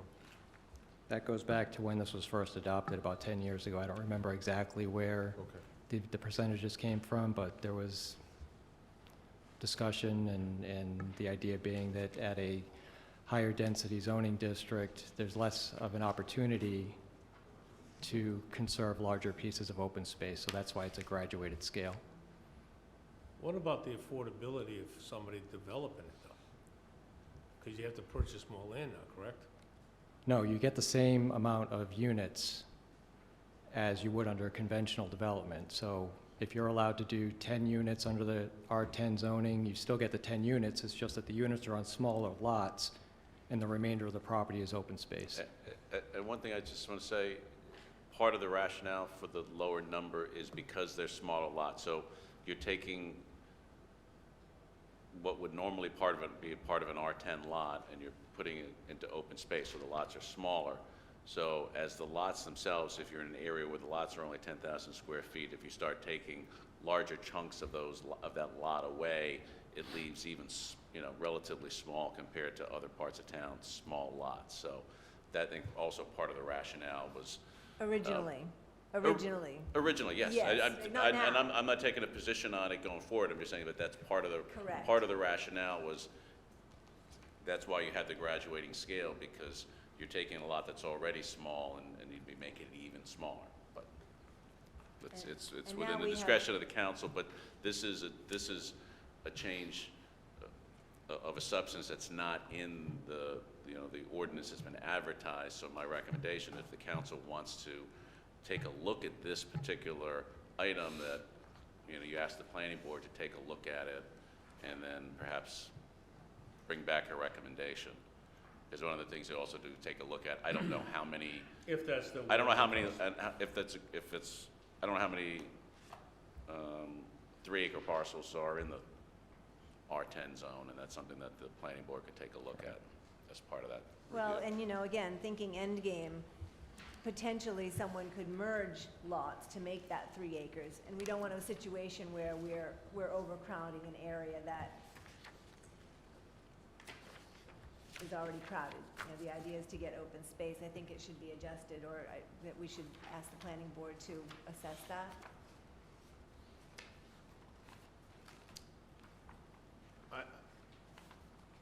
I'll go with what the council wants to do. I just don't see the need for it myself, but if you wanna. Well, I think the basis of it, the premise of that 20% does not exist anymore, so I think it should be reevaluated. But you're just talking about R10 lots, right? R10, 10A, RM, RMA. Yeah.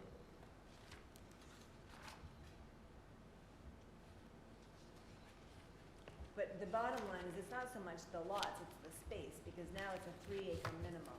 So you could be in a zoned area, and have a 3-acre situation, and right now, as it's written, you could develop with only 20% open space. I don't think that's appropriate for Middletown.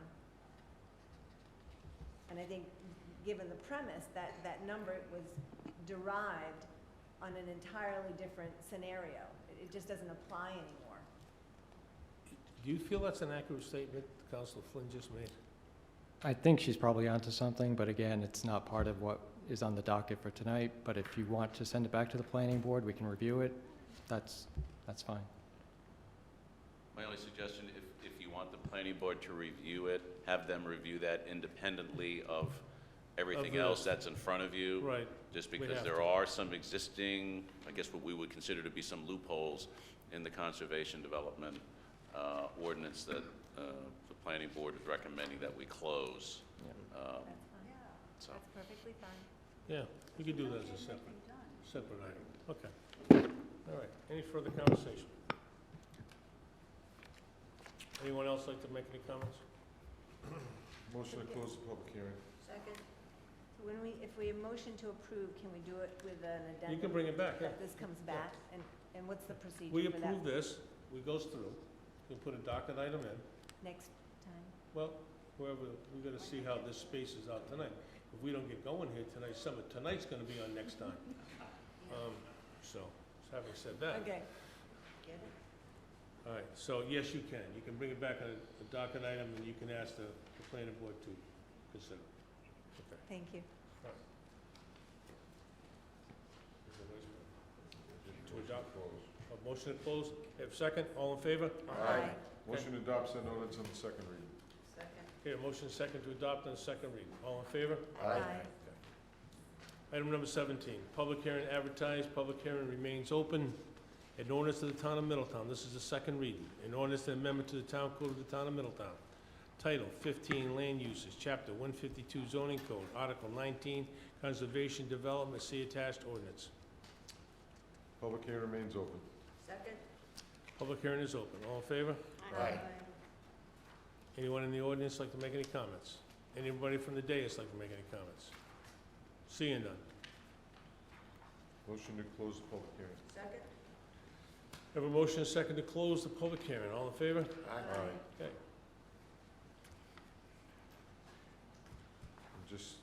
I know I gotta make the motion, but I just, Okay. okay. Motion to adopt said ordinance on the second reading. Second? Okay, motion and second to adopt. Any further conversation? Hearing none. All in favor? Aye. Okay, item number 18, public hearing as advertised. Public hearing remains open. An ordinance to the town of Middletown, this is the second reading. An ordinance and amendment to the town code of the town of Middletown. Appendix A, rules and regulations regarding the subdivision and development of land. Article 3, conservation development, see attached ordinance. The public hearing remains open. Second? Okay, public hearing is open. Anybody from the audience like to make any comments? Any from the dais like to make any comments?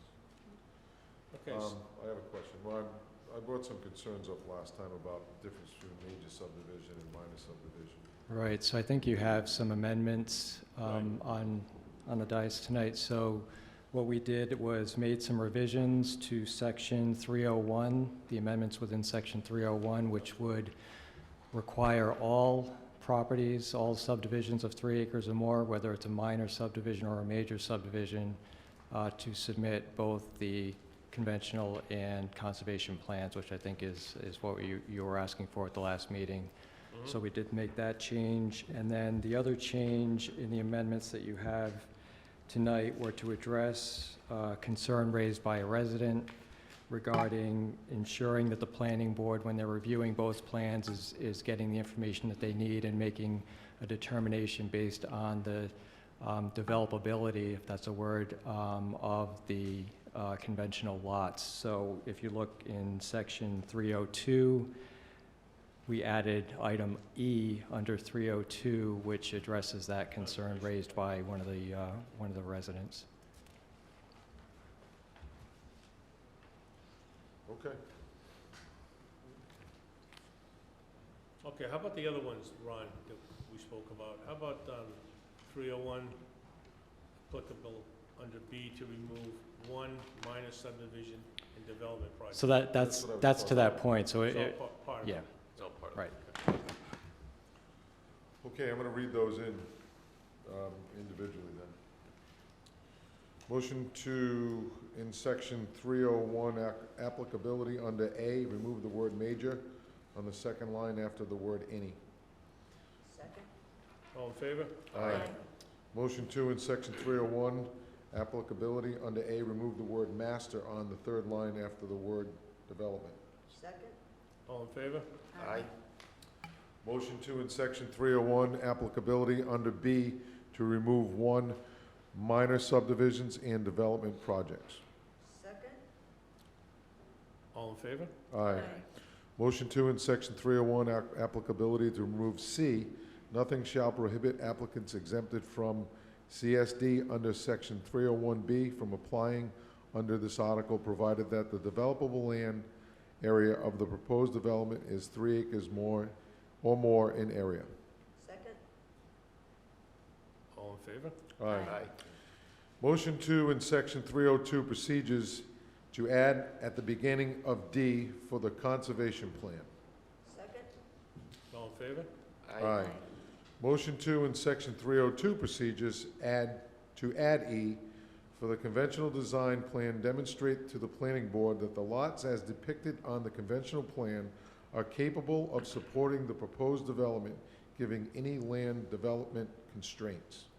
Second? Of a second, all in favor? Aye. Motion to refer amendments to the planning board for final approval. Second? Yep, second, all in favor? Aye. Motion to close the public hearing. Second? All in favor? Aye. Motion to adopt the said ordinance on its second reading as amended. Second? All in favor? Aye. Okay, thank you. Item number 19, other communications. Communication of Anton Viveras, Middletown Town Code, Chapter 152 zoning. Motion to receive said communication. Second? Motion and second to receive, all in favor? Aye. Mr. Viveras?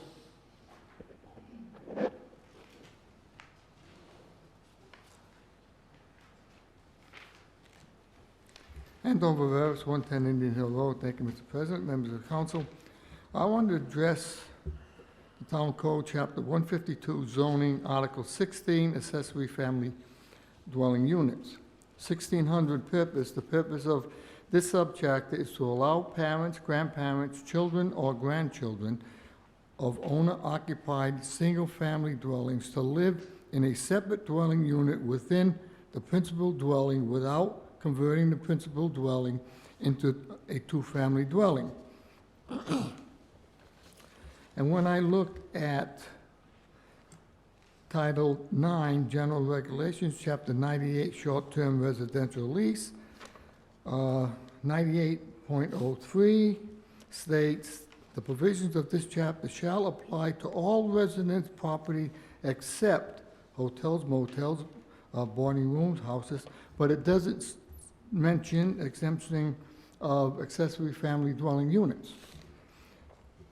And 98.08 fee is the fee for registering dwelling units under this chapter shall be $55. The fee for premises on which the owner maintains his or her principal residence shall be $55 per dwelling unit, regardless of number of bedrooms. And I see a possible conflict where one takes a section of their house to put in a dwelling unit for their grandparent or parents who are elderly, are going to fall under Chapter 98 because they are not exempted. And I could see that as a possible problem in the future. So I would ask the council to ask the solicitor to consider amending 98 to include accessory family dwelling units as being an exception to 98. Mr. Solicitor, comment? My only comment is, an accessory family dwelling unit, I think in almost all cases, is not going to fall under the category of a short-term rental. Short-term rentals are rentals of 6 months or less. And in most cases, if someone's going to go to the trouble of, because most of the time, unless it's someone over 62 years of age or someone with disabilities, this requires you to go to the zoning board, get a special use permit, make some modifications to your house, put in a second kitchen, et cetera. That's typically not, and if you do that, the only way it would be a conflict is if you're doing it for less than 6 months and you're charging that family member rent, which is typically not the case here. So I don't see it as a conflict, since, once again, this is, an accessory family dwelling unit is typically not going to fall under the category of a short-term rental. I see a parent member, someone's mother, who lives alone in their own house and is too old to take care of the house, come live with their daughter for whatever reason, and then maybe within the 6 months. I'm just trying to eliminate a problem in the future, and all you have a son or a daughter who gets divorced and doesn't have a place to stay for the time being and comes live with you, and they say, well, I don't want to live here for nothing. Let me give you X number of dollars a week to help pay for the electric and the heat or whatever. Okay, now you're collecting a rent from them. This would only apply if you're actually creating, physically creating the accessory family dwelling units. In other words, you're putting in a separate means of entrance and egress. You're putting in a second kitchen. You're actually creating within that existing house a second unit for that family member. If someone's just moving in and you know, if a family member's just moving in and staying in the bedroom and helping with expenses, that doesn't qualify as a short-term rental. If my mother-in-law, if there was one set up at my house, and my mother-in-law lived there, and she passed away, and now a family member is divorced and now is living where my mother-in-law lived, I'm only trying to eliminate a problem from somebody, because if the guy next door doesn't like me, they go come and they go pick up the phone and go to call the zoning office. Call the hotline. Oh, well, whatever. I mean, it's up to the council. I just see this as a possible incident or aggravation to somebody who's trying to do something good to help out a family member and wind up getting into some conflict with the town. That's all. I leave it up to the. I appreciate your intent on that. Mr. President, may I ask Mr. Viveras a question, not to delay this meeting? Absolutely. Thank you, dear. Mr. Viveras, you're saying owner-occupant of single-family dwelling, Correct.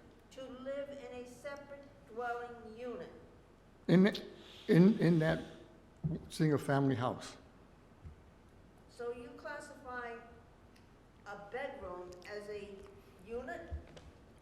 I'm saying if somebody puts in a separate unit Okay, but in their that's basement that contains a bathroom, a kitchen, a little living room, and a bedroom, in that one single-family house. okay, in the basement, Yes. but not adding an addition. No addition, no. In the existing dwelling, so that it's not, it says that the principal dwelling, convert the principal dwelling into a two-family dwelling. You're not doing that. You're just taking space from the existing building and making it into a living area for a family member. All right. So you're trying to do good, and then you could wind up in controversy. It's irrelevant. So, thank you. Thank you. Thank you, sir. Okay, item number 20. Communication of Maxine Shavers, Committee Chair, and James Winters, President, Newport County NAACP, request for support for placing an ad in the anniversary souvenir booklet for the Newport County NAACP Branch 99th Annual Awards Dinner. Motion to receive said communication and approve a full-page ad, the cost of $125 in the anniversary souvenir booklet to be appropriated from the council president's discretionary fund. Second? A motion is second. Any conversation? Hearing none. All in favor? Aye. Okay, item number 22. Communication of tax assessor with enclosures, cancellation of taxes for certain Middletown residents. Motion to receive said communication. Second? A motion is second to receive. All in favor? Aye. Anybody want to make any comments on that? All set on it? We looked at it. 23, resolution of the council, cancellation of taxes for certain Middletown residents. Motion to pass that resolution. Second? Motion and second to pass. Any conversation? Hearing none. All in favor? Aye. Motion to adjourn. Second. Motion and second to adjourn. All in favor? Aye. Aye. Thank you, colleagues.